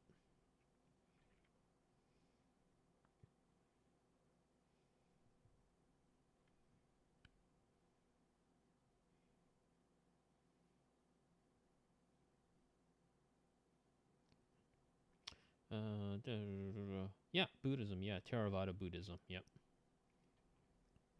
I'm not really a Buddhist, but you know, it's something my family does a lot. So I'm just like, yeah, there's nothing wrong with it, I think. It's interestingly depressing.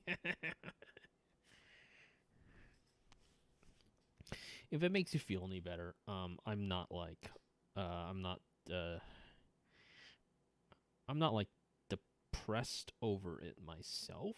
If it makes a lot of sense. I'm not depressed over it myself. I used to grapple with it. I used to grapple with depression for a really, really long time, and it kind of comes back. now and then, but I try not to. I try not to think about it too much. Sometimes it gets hard, but it's, how can I describe it? It's sort of one of those like weird things, right? Where it's just like, I try not to mention it because I don't want to hurt my family. You know? I don't want to worry them. I don't want to hurt them. So, I don't know. I just don't mention it. Whatever happens, happens, right? Hell yeah.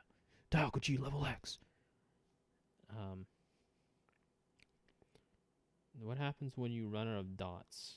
I'll mention. Do you ever lie to someone and told them this is your average modern art? No. Well, I mean, I can't. I can't, Wiki. Because remember, my dude, nobody has really seen it, except for one friend of mine. Like, nobody has really seen it because, you know, it's just, I don't really have people over and take a look at my death calendar, you know? But I don't know. It's driven a lot in terms of my life to sort of like retain my composure, not sanity, composure. That'd be weird if I said sanity. My composure. Yeah, hell yeah, dude. Yeah. Everyone, Peter. Everyone here is an adult. Dang. Yeah, my folks are. Yeah, my family is fine. Yeah, my family is fine. My family is like. My family is like very well off, but that's because they're like working class people who are also massive hoarders. So they're kind of like dragons in a weird way. But yeah. They kind of have like a sort of like boomer sensibility in that they're just like, oh, just walk up to a company and ask, you know, if they ask for, you know, to apply for the job, just give them your resume. You know, they don't really have a clear grasp on like the sort of like what's going on now, but I think they're good people.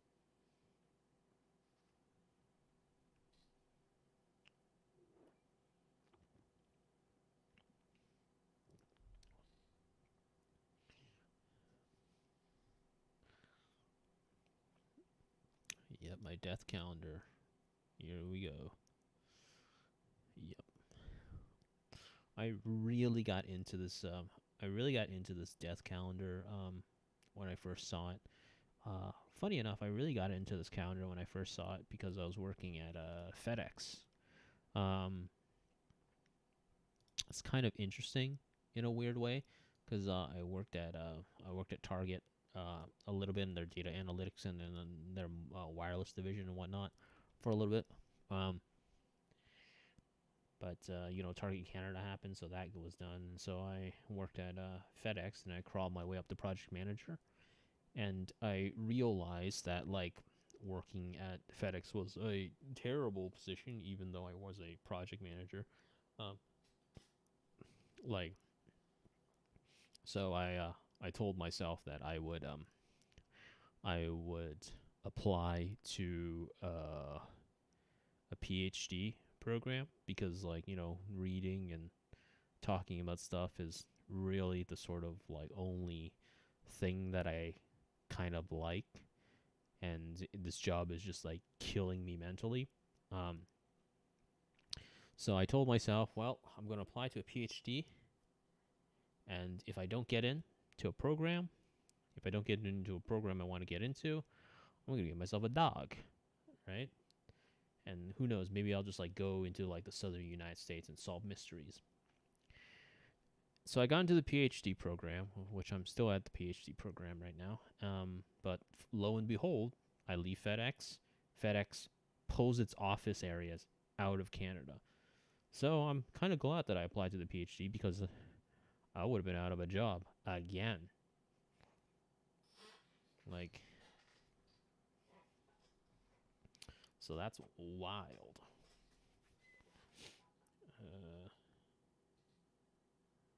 it's the bow. We gotta kill the. You should write a book. What's your PhD in? You might find this actually really funny and really cringy, Peter. But I actually did write a fiction book many years ago. Many years ago. And it was never published. It was never published. I dumped it all on a WordPress blog one day because I found out that so I had written this book, and I gave it to a friend of mine to read over and tell me what his thoughts are. And then I found out that my friend was just like a flagrant plagiarist. And so I was just like, oh my God, I just gave him my whole book. So I dumped all of it onto a WordPress blog for anybody to read it. And now it's just like the WordPress blog is gone.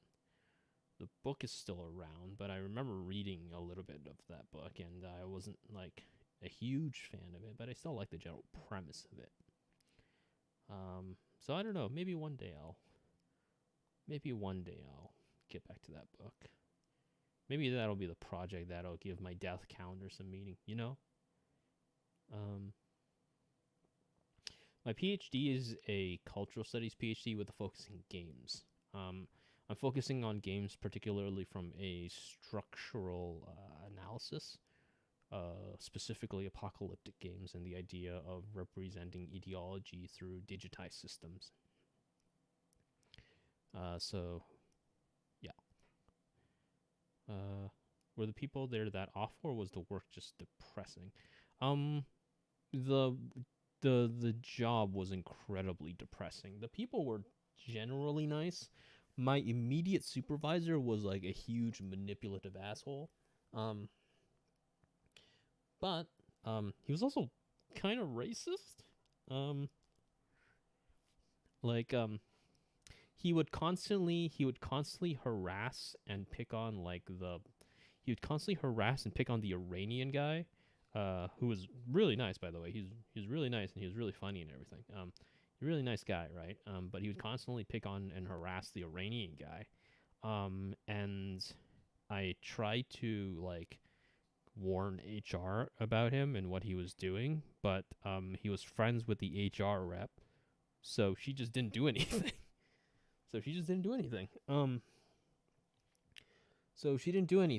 And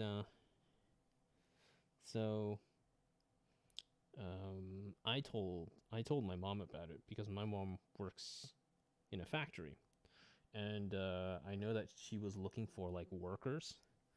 Her place was looking for workers, and I was like, hey, you should apply at my mom's place because, this guy who's treating you like shit, right? I don't think anything's gonna be done with it. You should, work at my mom's place. And so he's like, oh, absolutely, I'd love to. So I was like, okay, great, awesome. So I told my mom that, and then she was like, okay, just give me his resume, and then I'll forward it over. So he emails me his resume. It's not his name, and I was like, well, this is not your name. And he's like, yeah, this is my sister's name. And I'm just like, okay, well, why your sister? And he's like, well, my sister's looking for work. And I was just like, oh, okay, yeah, okay, I guess I can forward your sister's resume over. So we forwarded that, but, I don't think she got the job. I don't think she got the job because I think the English was I think it might have been the English thing because she just came from Iran or something. No, he was, last I checked, he was still working there when I left. He was still working there when I left, and, when FedEx office closed down and left Canada, he, I don't know what he's doing now, but it's sort of a weird thing.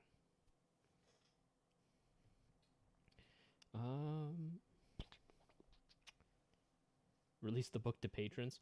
I feel like if I'm gonna, the thing is, Wiki, right? I would love to release the book to patrons, honestly.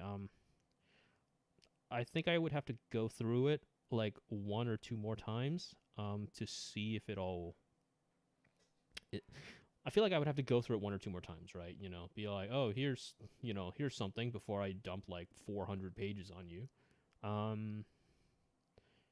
But yeah, no, I'd love to release it to patrons. Yeah.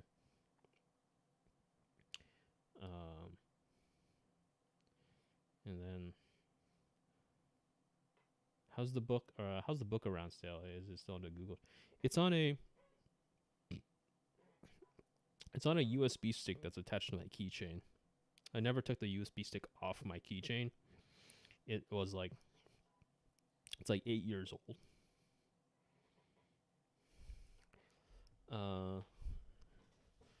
No, I don't think he did. I don't think he did,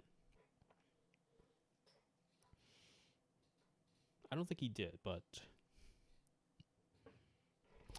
if he did, then it didn't gain enough notoriety for me to know he did. Let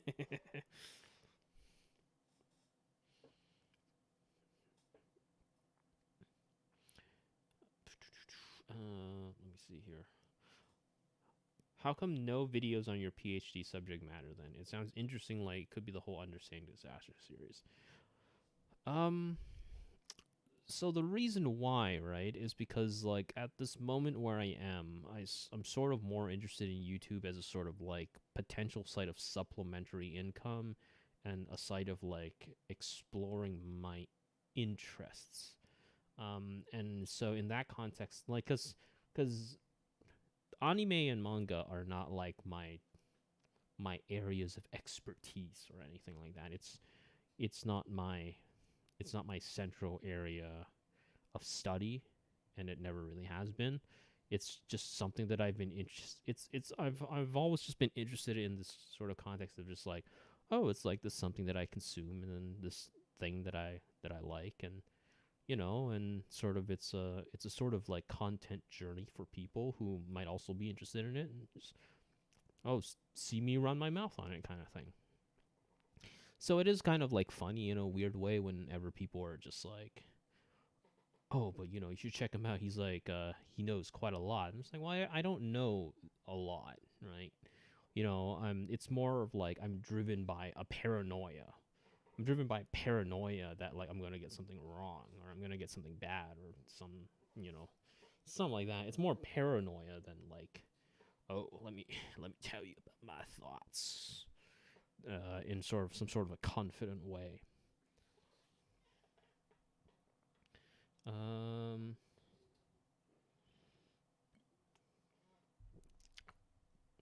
I don't talk about games because like I spent a lot of time working on developing my game and writing about games in my PhD. And there's a sort of like, how can I describe it? There's a sort of like mental exhaustion that happens, right? Like after you spend like, because I wake up and then I read and write about games. And then sort of like once that sort of wall hits, the last thing I kind of want to do is I want to be all like, all right, now it's time to crack my knuckles and start making videos on YouTube about games, right? It's just like games all day is kind of like a sort of strange thing. But at the same time, I'm also the kind of person who realizes, right, that if I don't constantly keep reading or thinking about stuff, I will actively get dumber. Because I'm not an innately intelligent person. I'm not like an innately inquisitive or an intelligent person. I'm just like a normal person, but I also have this sort of really annoying disposition in that like I realize that if I don't actively attempt to consume knowledge, then I'm literally going to get dumber, and I don't want that. So yikes. Hey Ellie, how's it going? What up? Do you know that there are some people translating, subtitling your videos on Billy? Oh shit, that's cool. That's cool. I hope they think it is interesting. I hope they think the videos are interesting. I hope I'm just not like getting. I just hope I'm not getting like just constantly dunked on in like Mandarin. Yeah, if the USB fails me, I lose my great masterpiece. Oh, of course. But that kind of paranoia drives you to learn to present well-formed ideas at a greater degree of rigor than the average person who doesn't care about accuracy. Yeah, there's something that kind of like sort of eats at me in a weird way, right? Which is that like there are some moments where I'm like, man, I really should have just gone like the sort of like the dog brain route and be all like, damn, you should fucking review or show us some tits. You know, I'm like, I feel like, I mean, that would, sure, a lot more people would dunk on me on, like, on an active basis, but that'd be pretty funny.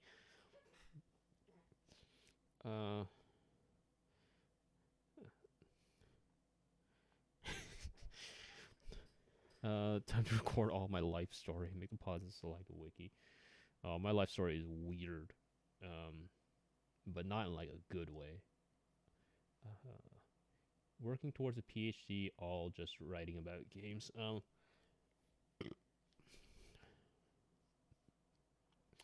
Yeah, so my PhD is a game studies focused PhD. So I'm in my last year, so in theory I should be done by December. But it is also a research creation PhD. And the dehumidifier just kicked in, so my apologies if you hear that. But it's also a research creation PhD, so at the end of this, you are going to get to play my incredibly strange PhD thesis game, which I'll probably just like dump it on for patrons, like for like a month or something. I have no idea, and then I'll just make it like a publicly released thing that you can just play. I will probably just like update it bit by bit, month by month, as I, you know, invariably look for work in a post-COVID environment. But yeah, no, it's something people are going to be able to play and hopefully enjoy. And if you don't enjoy it, then I'm just gonna say, well, that's just how art is, bro. You know, you can trust me. It's how art is, bro.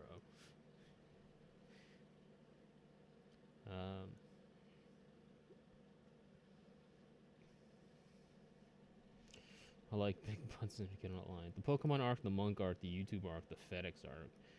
Digi is going insane. You gotta be the new cult of personality. Oh, I do not have a personality to maintain a cult of personality. It's like, I would probably like to enjoy to do more like live streams on the Sword of Damocles, but I don't really have a personality to continue. You know, it's I guess my personality can be described as like thinly veiled depression, you know, which I try not to mention it on like my main channels or anything, primarily because like I'm like, come on, like nobody wants that, like, you know, like, oh yeah, I'm gonna pause this, like upload a new video, and it's just like, you know, and then you know they watch a video, and then, you know, the first thing that comes up is like, do you know what a dead man switch is?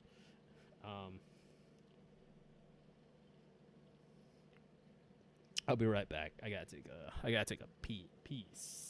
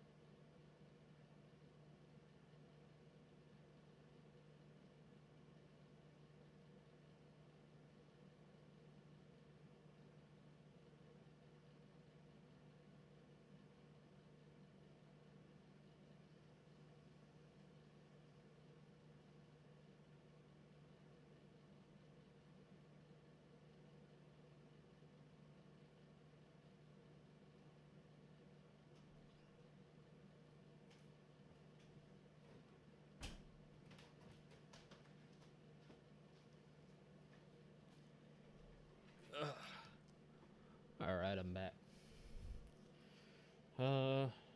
Graduating right after COVID sounds awful. It's not gonna be that bad. I mean, it's academia, right? The job market is already completely miserable. So, it's just normal. This is the situation I'm gonna be working with. I'm ready. I got this. I'm ready.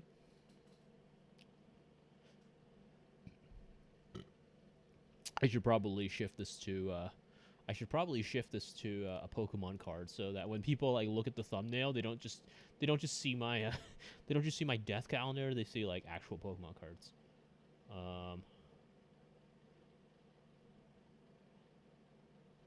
How many viewers are there? Because I'm not getting like concurrent views. I'm literally only getting like, it literally just says one concurrent viewer. Does anybody know how many viewers I'm working with right now?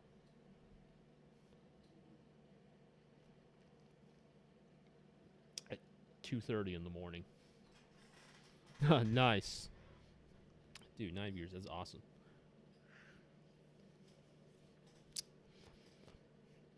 So you plan on staying in academia? Well, the realistic answer, right, Peter, is I'm just going to go wherever what work is available.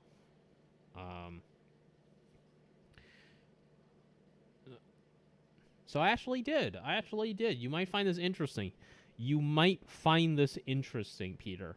You might find this actually pretty interesting, Peter, because I actually did come from games journalism. Before I did my PhD, I did actually work a bit in games journalism. Let me show you. I was actually misquoted in a Wikipedia article. You might find that interesting.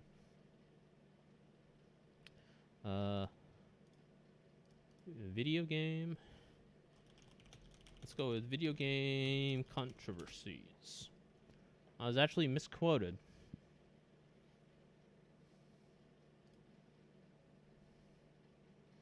Portrayal of, I think it's sexual orientation? No, not sexual orientation. Gender? Gender. Hell yes. There we go. I think it, no, I don't think it's gender. Gender representation? I don't know. Sexism.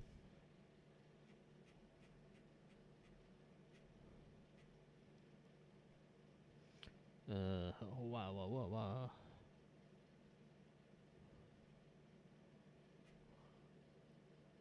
Yeah, I'm on a Wikipedia article. Let's tell Joe. Ooh, I guess I'm not on a Wikipedia article anymore.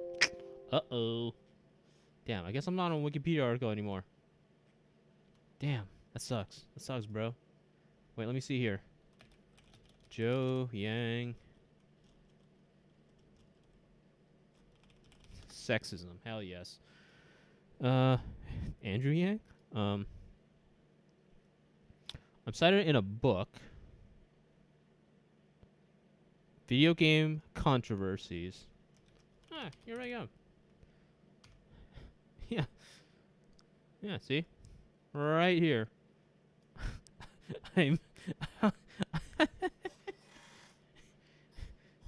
taking out of context in a Wikipedia article.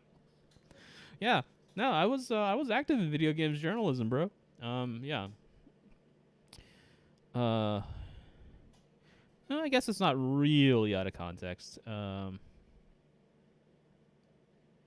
Essentially the argument that I made, right? The argument that I made was more so that there is sexism in gaming culture, but it's more so an extension of a general sort of like male-dominated like nerd culture, right?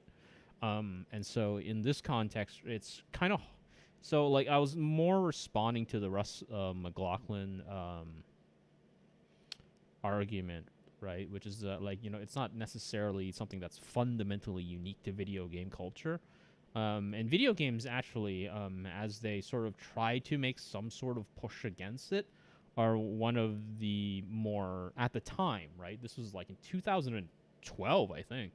Yeah, in like 2012, at the time, video games were one of the few sort of like nerd culture clusters that were actively trying to push against it to kind of a poor degree, but they were trying to push against it. I was also cited in a book on violent video games. I believe so. Yes. Yeah, here we go. the poor treatment of women in video games is not because male games are by and large causatively sexist. And then that's it. That's it. They just end my quote mid sentence, and then they're just like, yeah, there we go. Yeah, I have a paragraph devoted to me in a book on violent video games. You know? Yeah, I'm excited, bro.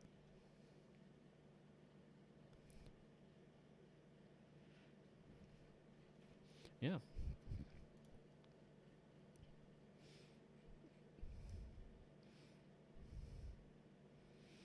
It's funny in a weird way because like I'm framed as being like, you know, contrary to Anita Sarkeesian, who I've never had a problem with.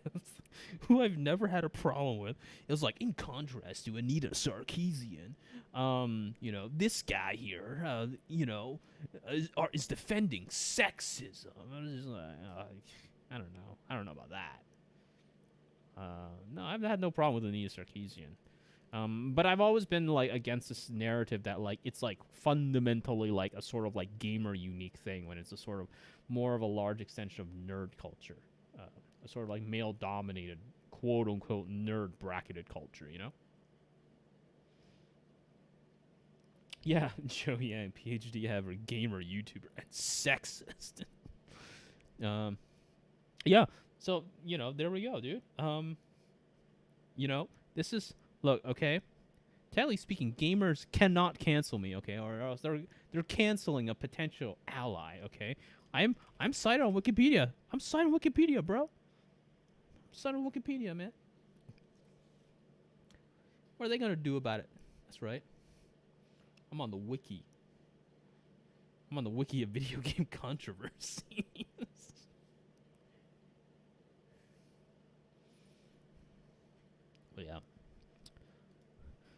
But yeah, you know, that's the thing, right? Like, people are just like, so, like, you say, like, you know, like, oh, why don't you do, like, more game stuff? Why don't you do more game stuff? It's like, well, I did do game stuff. I used to do game stuff. You know, it was just, I did game stuff when I was doing my MA and all that kind of stuff, but, yeah, man.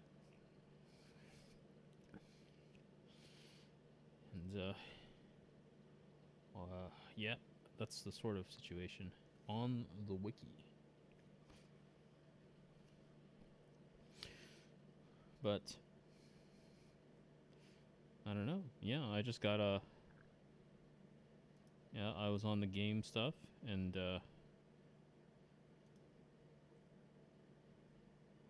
that's pretty much my life.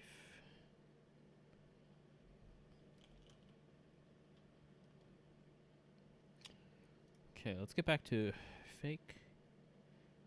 Oof. Sheldon, the Sheldon Pokemon card. That's right, Soft Kitty. What the hell's that? Soft Kitty. The defending Pokemon is now asleep. That's a pretty standard attack. Bazinga. Play rock paper scissors lizard Spock with your opponent. If you win, this attack does 20 more damage. This is kind of like a dumb kind of thing, but that does actually kind of exist sometimes in Pokemon, where it's just like, oh, can you not resolve this? Play rock, paper, scissors. It sometimes happens.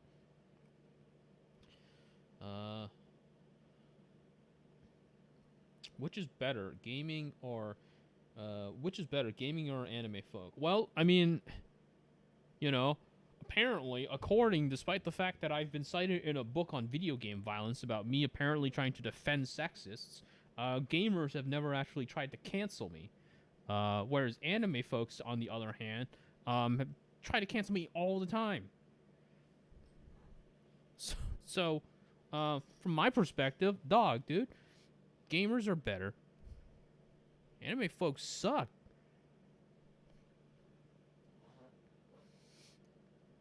Like, I've never been in a situation, despite being somebody who's like done like games journalism, right? I've never been in a situation where like gamers just like come in and just just come in and just like gank me. But no, dude, like anime folks all the time would just slide into my Discord DMs and just talk down to me, dude. I hate it.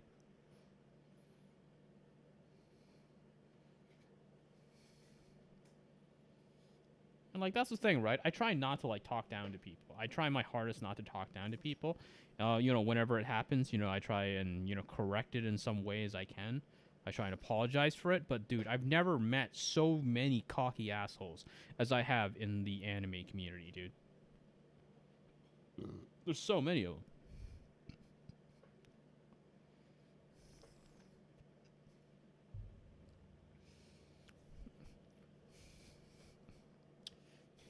I thought the anime community was against canceling. Oh yeah, they're coming for me now. They're coming for me now, bro. I can't believe it.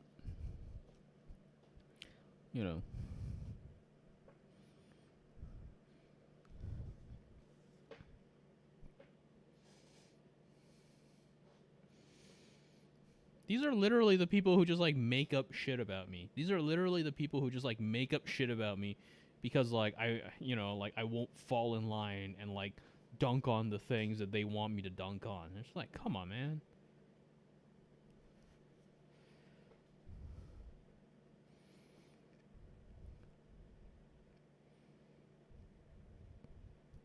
Is this DJ Khaled? Why is he a Kangaskhan?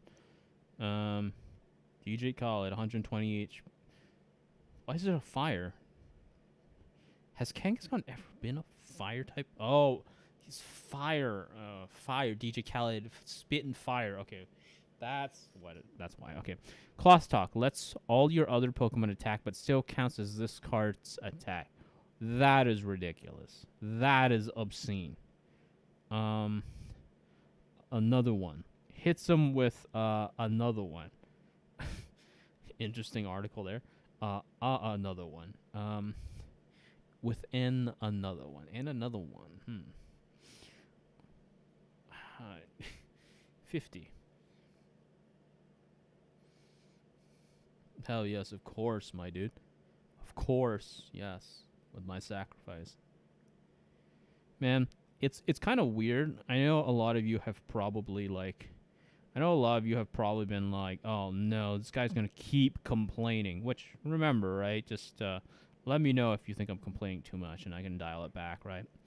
But man, it's kind of weird because like there have been so many times in the, I guess 4 years now, right? In the 4 years that I've been doing like YouTube videos on Pause and Select, like there have been so many times where like I've just been like, nah, I'm done. Like, it's, I don't know, man. It's a weird sort of feeling sometimes, right? Because, it's always like different things, It's always like different things, right? It's always just like stuff where like, it's either like somebody is either just like making up shit about you, or like they're either just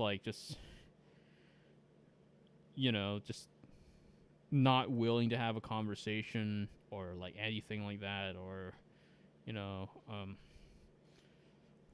or it's just like you try and have a conversation but like they either just like ignore it or like they don't care. It's weird. It's just like all the time. It's all the time.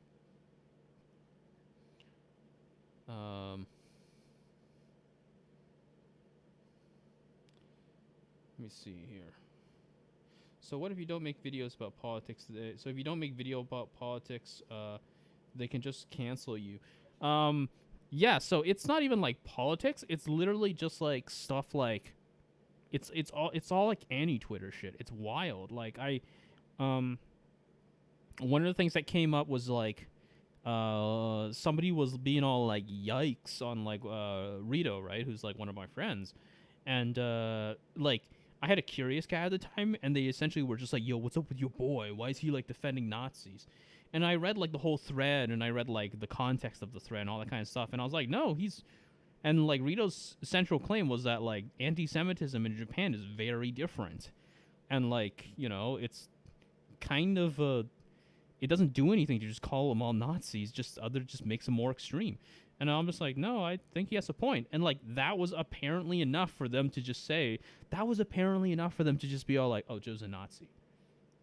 Like that was it. That's all it had to happen. It literally just me to be like, no, this has more nuance than you think it does. And they're just like, no, he's a Nazi. That's clearly the end. That's clearly the situation we're dealing with. Oh, also that there was that cool time where like somebody just refused to, where somebody just believed that I was just like pro-fascism because I wouldn't cancel Shield Hero. That was awesome.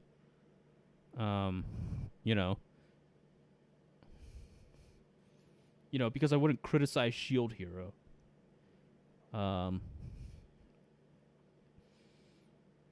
Just like, oh shit, yeah. Was it something to do with making a video with pedantic romantic or something? That's the only thing I can imagine being controversial. No, I have absolutely no problems with like trans people. I have absolutely no problem with trans people at all. Like it's wild. I would bet all of my money, which isn't a lot, but I would bet all of my money that I've been a Marxist and I've been a trans ally longer than anybody in AnyTube. Anybody. Dollars to donuts, I would bet that. I've been an active member of the straight LGBT alliance since the beginning of high school. And that's like 2003, 2004, right? Before some of these anti-tubers were even before some of these fucking anti-tubers were like even making cogent sentences, right? Like I've been a member since like 2003, 2004, and this is during a time where like being like pro-trans was not considered like, this is before like being pro-trans was considered like the good right thing. I've been a Marxist since my first job. My first job, literally a factory job at the age of 14. Like my first job was working at a farm, and my second job was working in a factory.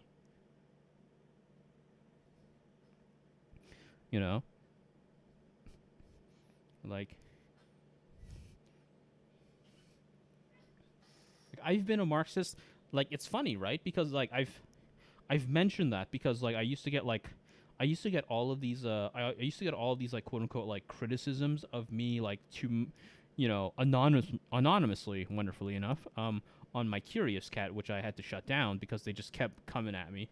But like they would just come at me with like all these like Curious Cat like things, and they were just like and they were just like, why are you defending fascists? Like, why are you defending Nazis and so on and so forth? I'm just like, well, I'm not defending fascists or Nazis. Where's your proof? I'm not defending any of these.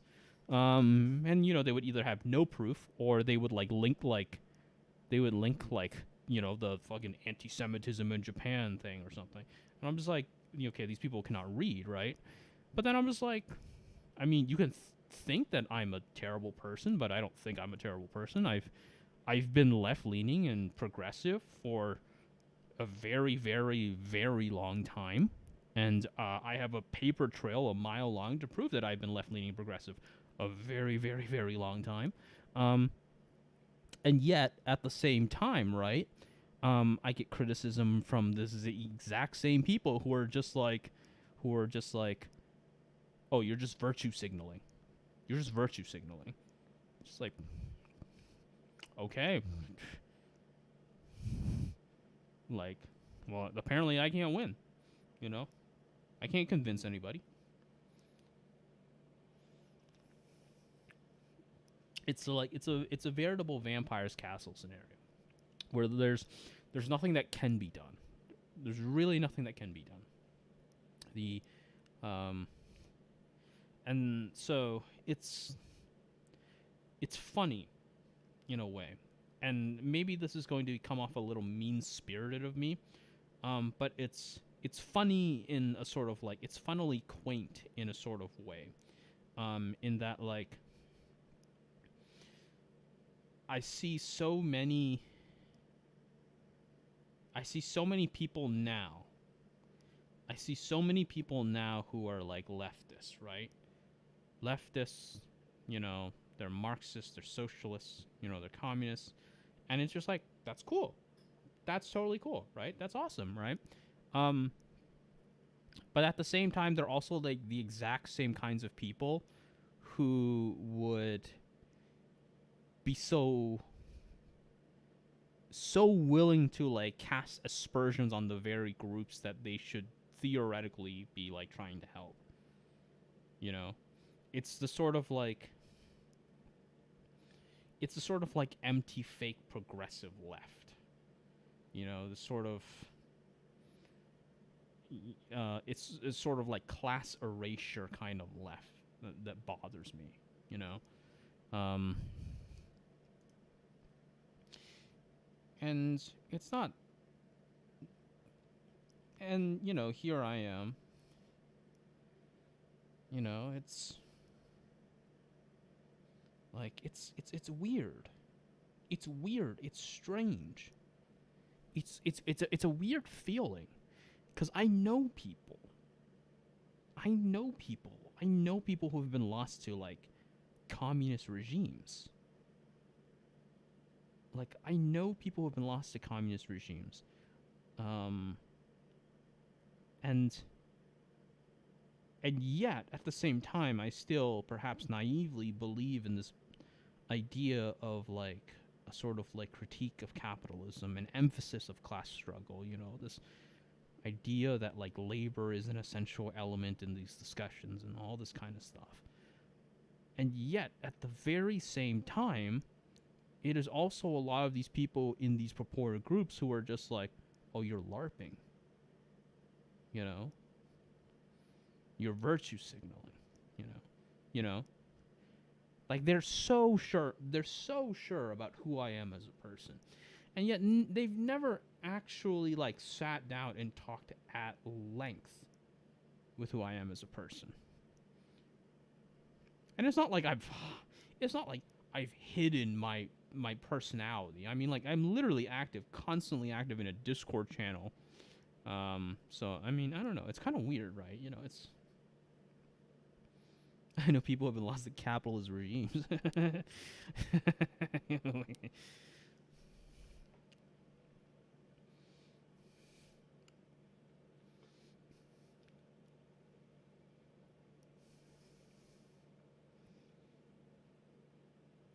But yeah, I don't know. It's such a weird thing, right? You know? Maybe I just keep saying that over and over and over again, but it is such a weird thing. Knowing, or at least on some level, realizing that no matter what I do, I am a fraud in, like, these people's eyes, right? You know, I'm some kind of fraud, and there's nothing that I can do. Like, there's literally nothing I can do to change their opinion. Because the alternative is, I mean, like, what am I going to do? Go and grovel at their knees? The exact same people who are just shit-talking me behind my back? Like, no, I'm not going to do that. It's ridiculous.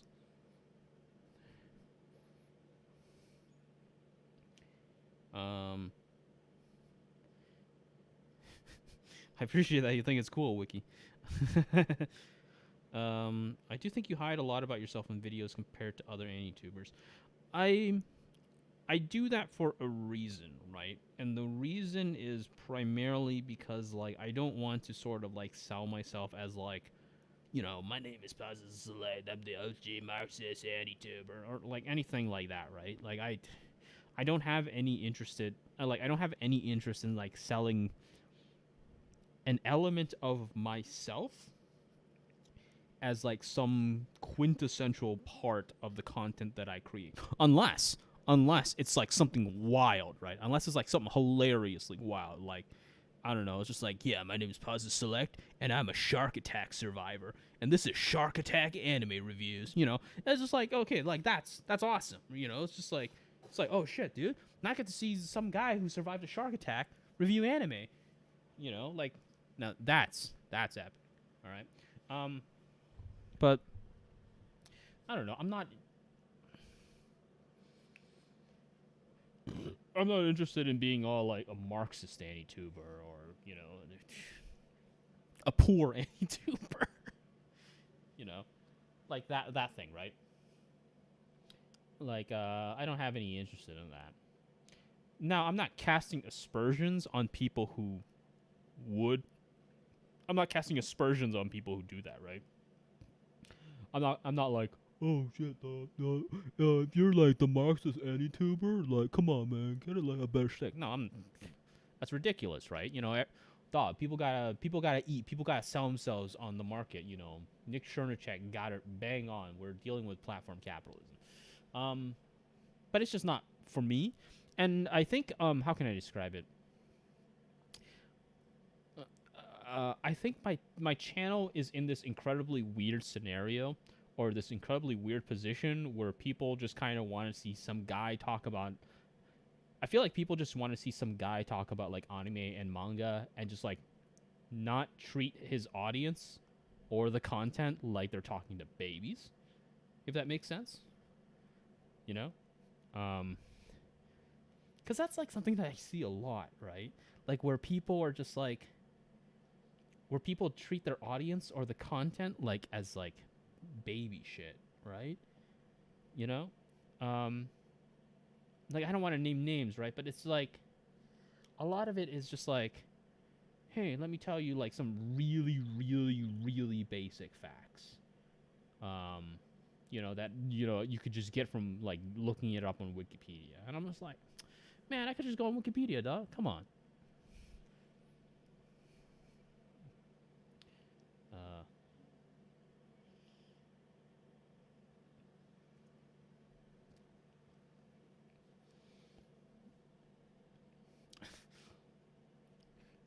Let me see here. What do we got? How many people canceled you even? I think the majority of people don't assume these things. I know at least like 4 people who have like tried to cancel me. Oh. I know at least 4 people have tried to cancel me. One of them used to be a Trump supporter, so irony. There are more viewers now than before. Yeah, dude, Shark Attack anime reviews. This is National TCG Pro anime reviews. I could. I mean, I wish I had like my name on the official Nintendo TCG rankings. I wish I had printed that out and framed it so people would be like, you weren't really a nationally ranked player. I'm just like, try me, bitch.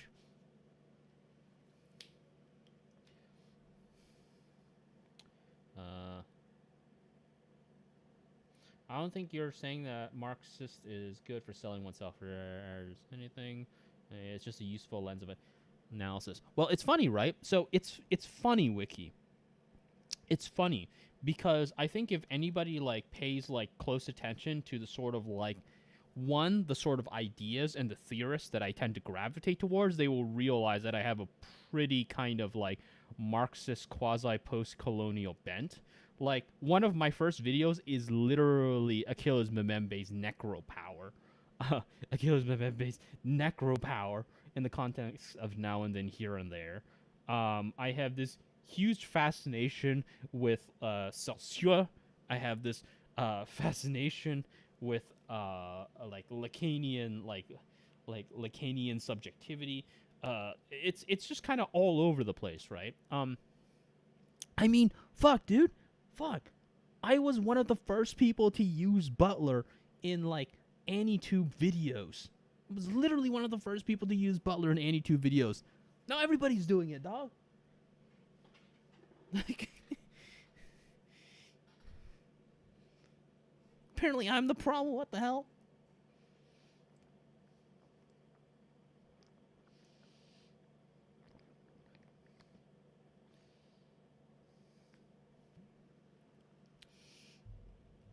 Yeah, I think the problem, right? I think the problem, Mator, in regards to like the average audience thing, it's always wild because like sometimes I've noticed that like people just want to like feel smart based like for a thing they like, right? Um, and sometimes like when you like talk about a show that like they don't care about or that they don't like, it immediately like you run into like that kind of wall, right? Which is oh, you're overthinking it. You're overanalyzing it. Oh, you're overthinking it. And it's like, come on, man.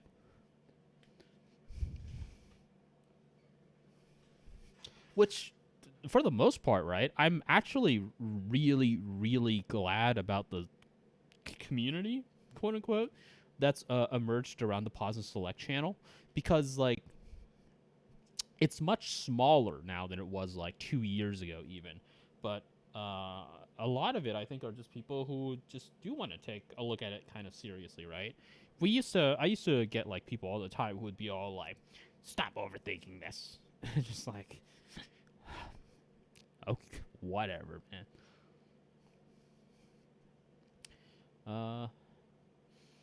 Yeah, I hate videos that I can just get the info by watching the show. They had its place though. School didn't taught me, so these videos gave you the vocabulary for it. It's funny. It's funny because like I get messages now and then. Not like too often, but I get messages now and then where people would be like, I get messages now and then where people would be all like, "Hey, I just want to say thank you for you know, I want to thank you for your videos because thanks to your videos, I was able to like explain this thing to like my prof or like to my class or something, and like they totally got it. Like, you know, I totally understood what you were talking about, and I was able to like talk about this one thing." And I was like, "Oh shit, cool." I just talk about cartoons. Um, I'm still curious. What's anti-Semitism like in Japan when they don't have too much conflict with Jewish people? Is it just osmosis?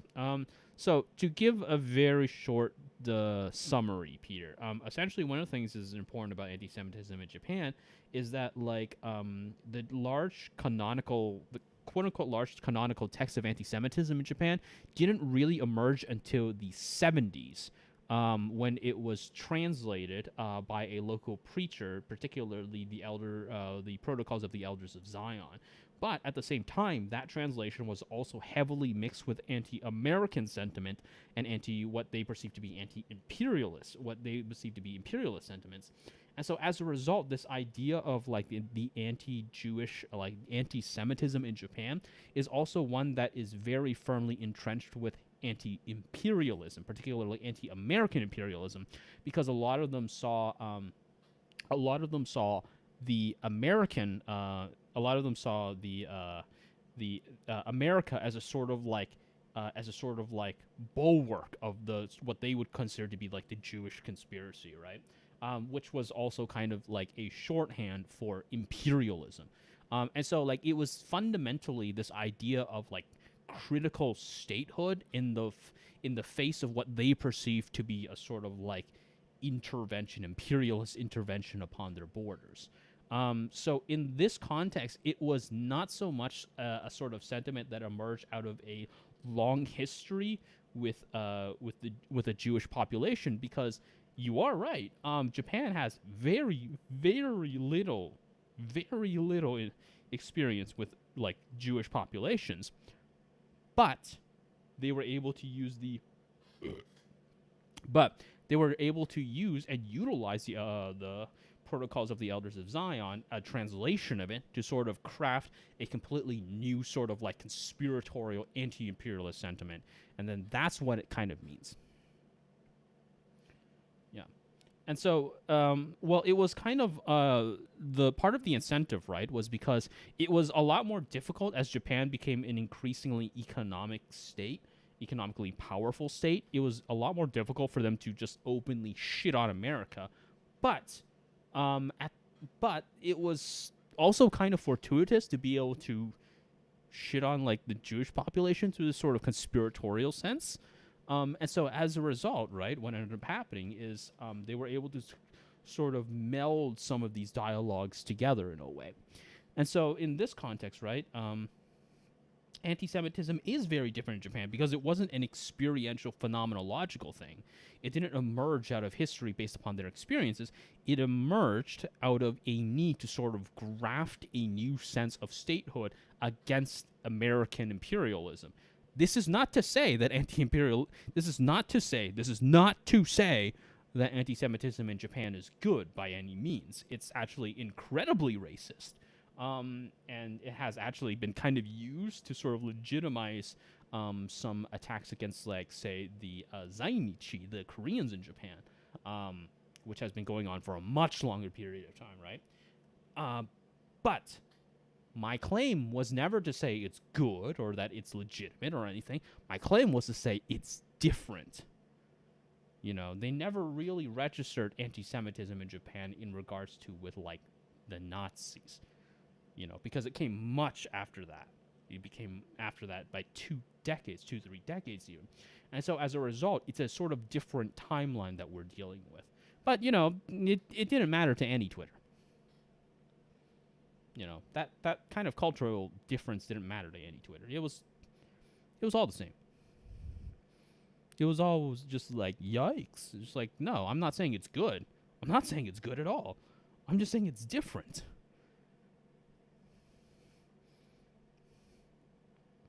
Okay, let me see here.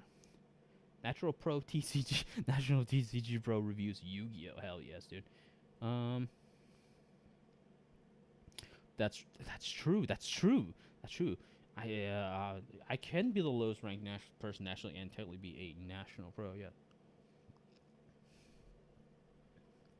Okay, here's the thing that I promise everybody: if they make a Pokemon trading card game anime show, 100% I will review it. 100%. I guarantee you. I will review it. I will edit it. I will put it on the main pause and select channel. It'll probably be 50 minutes long of just me going, this is not how it works. This is not how it works. The Japanese carnival system of the Pokemon trading card game, based upon my experience, doesn't work like this. And there's a very good chance that anytime I'm going to run into any sort of criticism, I'm going to be like, are you questioning the claims of a former national pro? I was top 5 in Canada, bro.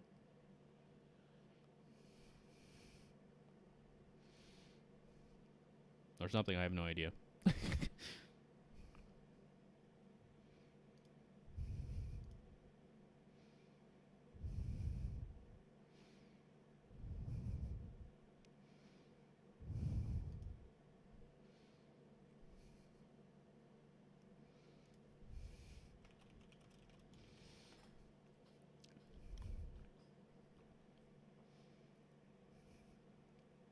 Did I cut out? I don't know if I cut out. I don't know how many people are watching.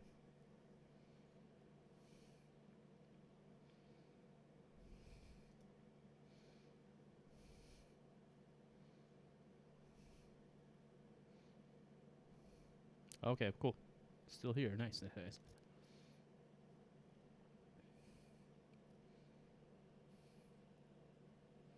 I'm just playing some train game.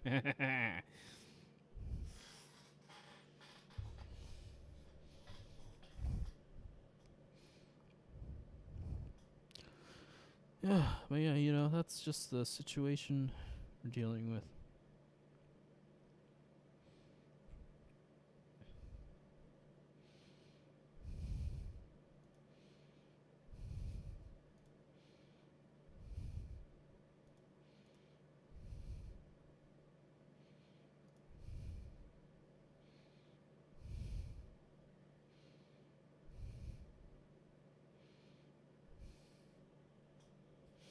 Oh, yeah, of course.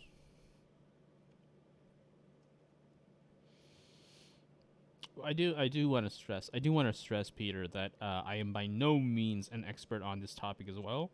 I'm not an expert on this topic as well, but I did do something which was you know, kind of note of note and useful, which was that I read the literature on the discussion before I opened my stupid mouth. I was just like, oh, let's actually read what's being said first.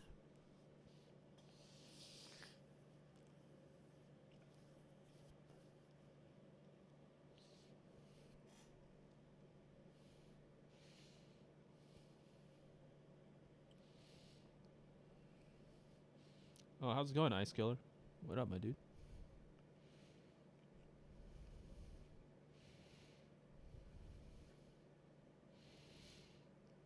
Yeah, you know, this is the life. This is the life we're living here.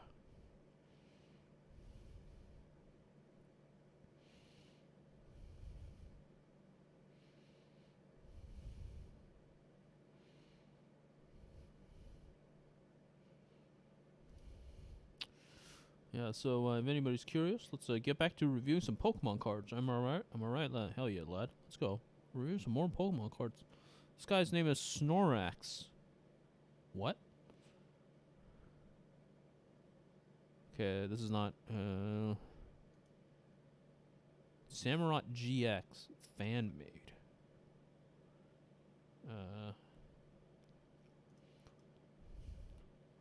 Lucario and Melmetal. Is Melmetal a real Pokemon? I don't know. I don't know the new Pokemon. Are these real Pokemon?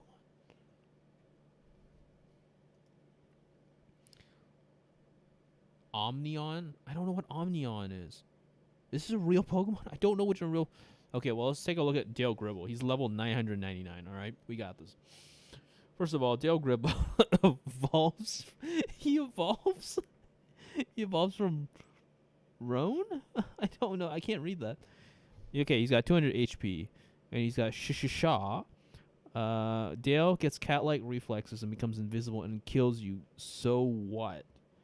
Once again, okay, this is a big problem where people have Poke Powers, but they don't do anything. They're just flavor text. I don't like this. Poke Powers do things, okay?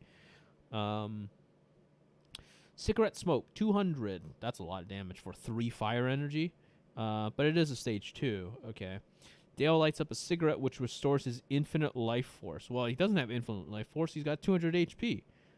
Okay? So, this is a problem here. Also, what? He's weak to water 40, but he also resists water 40?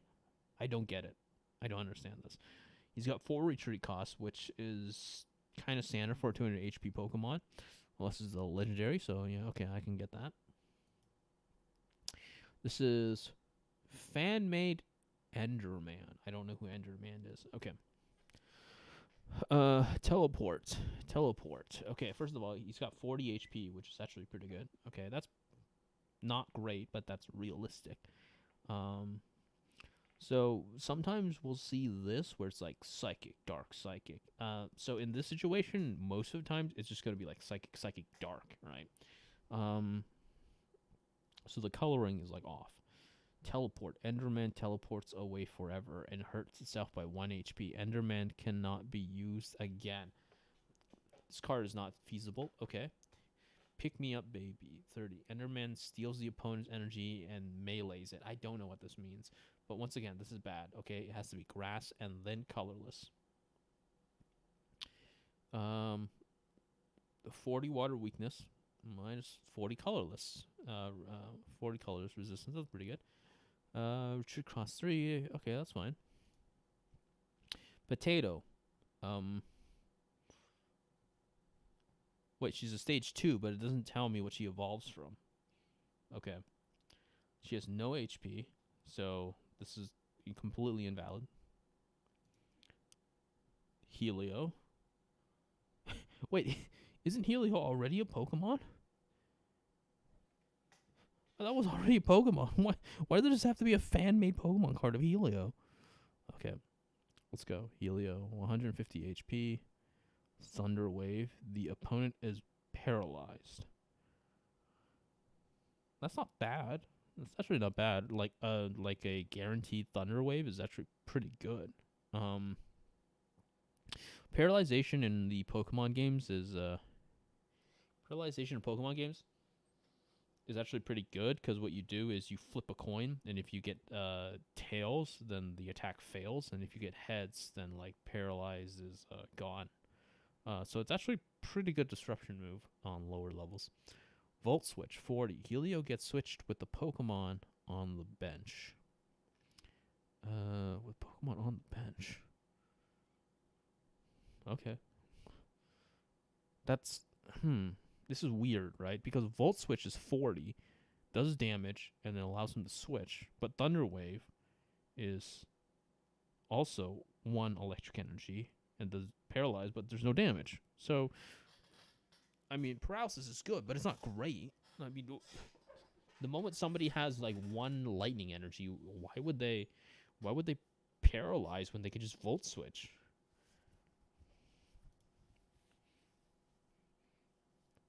Oh, here we go. Mutant Evolutions. Pokemon Card Maker. Uh-huh. Mimikyu. Okay. Flinch. Draw 2 cards. Enter with the app from draw. That's pretty decent. If your opponent's Pokemon use an attack that isn't a GX attack during the last turn, use it as this attack. That's not bad. This could get really jank real fast, but yeah, that's not bad. Oh my god, dude. Who keeps making these fake Pokemon cards? Why? Necrozma GX. Is this a real Pokemon? I don't know. I don't know if this is a real Pokemon. Brock Sandshoot. This is a real card. Okay. Pikachu GX. This looks real.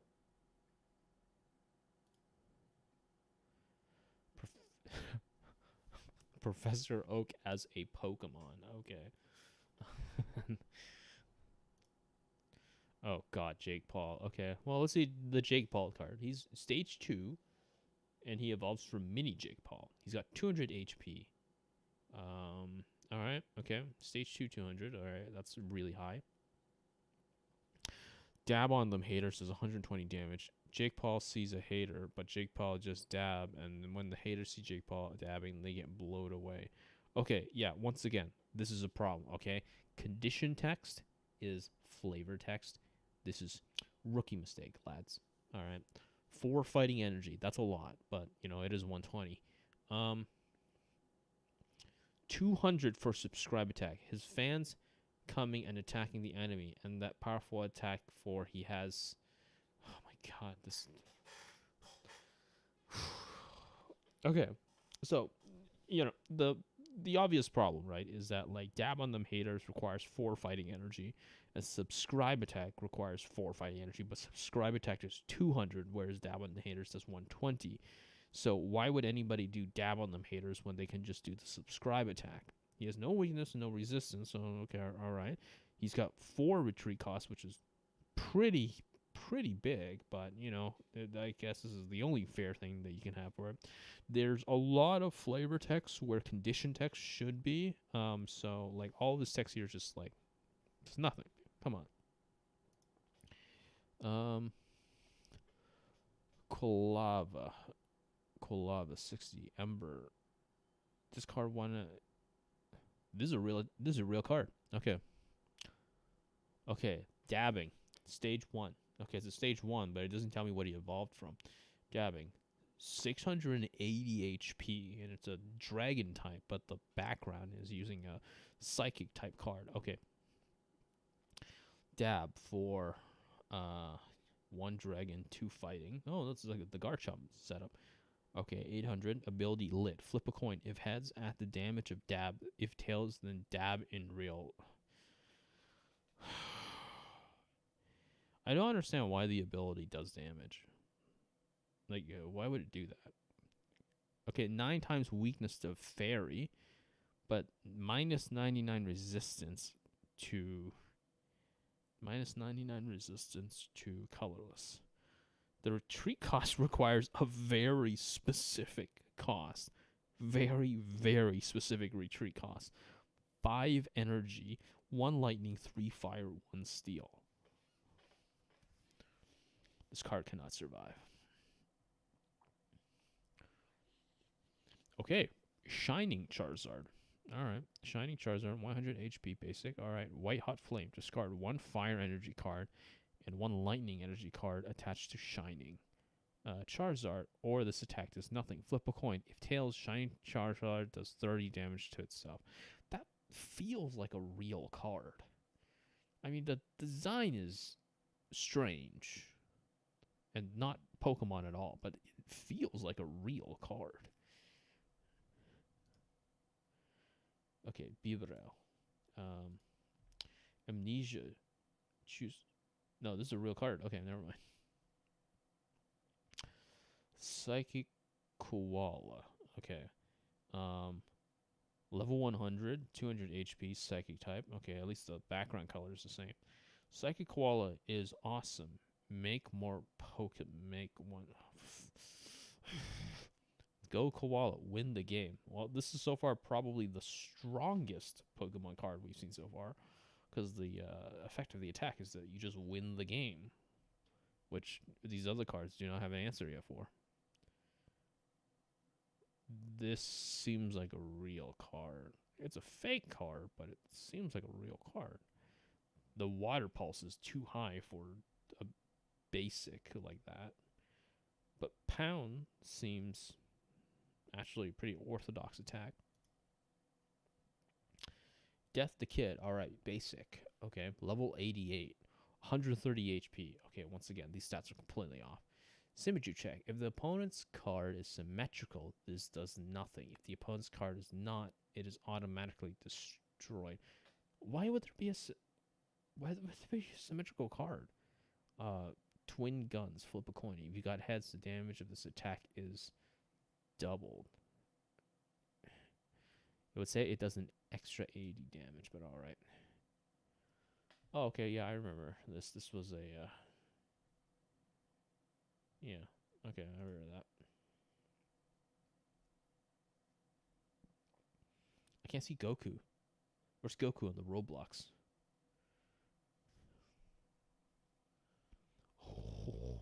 Oh, look at this, boys.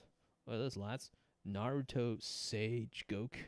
Naruto Sage Goku. Okay, he's got 200 HP, which is less than Dab, and the exact same as Psychic Koala. About equal to Jake Paul. Alright, so let's see what we got here in terms of Naruto Sage Goku. We got Kamehameha, which does 100 damage, shoots a blue beam of energy, and kills everything in its path. Well, not Nurse Joy's Chansey. When Kame Shuriken does 200, shoots a Shuriken, then shoots a Kamehameha. The Shuriken paralyzes your opponent, paralyzes your Pokemon, then the wave kills you and all your Pokemon and surroundings.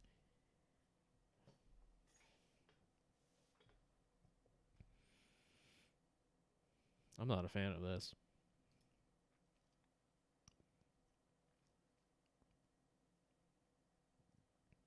This seems reasonable in a weird way. Crocodile. This seems like a real Crocodile card.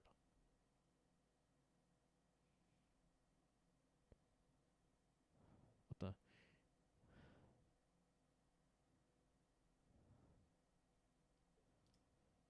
Slowking. God, I hate these kind of cards, dude. They're so annoying to read. Rillaboom. Damn, 330 HP, man.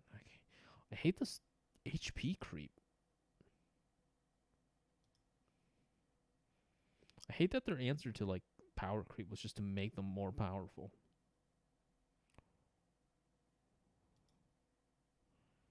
Greninja.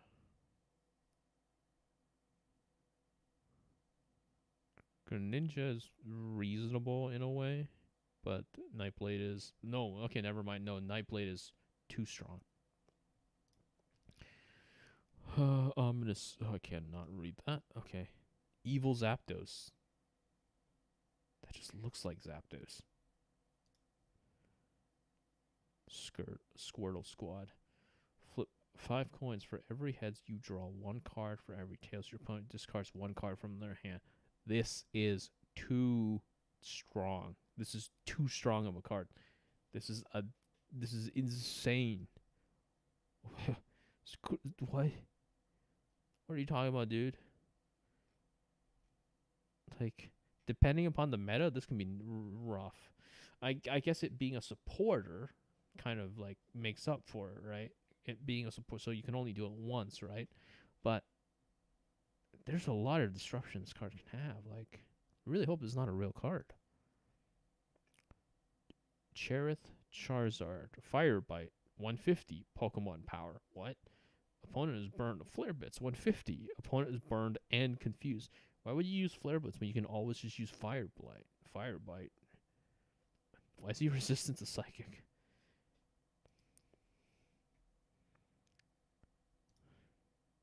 How's this? Why are they using Pokemon footage? Why are they using Pokemon game footage?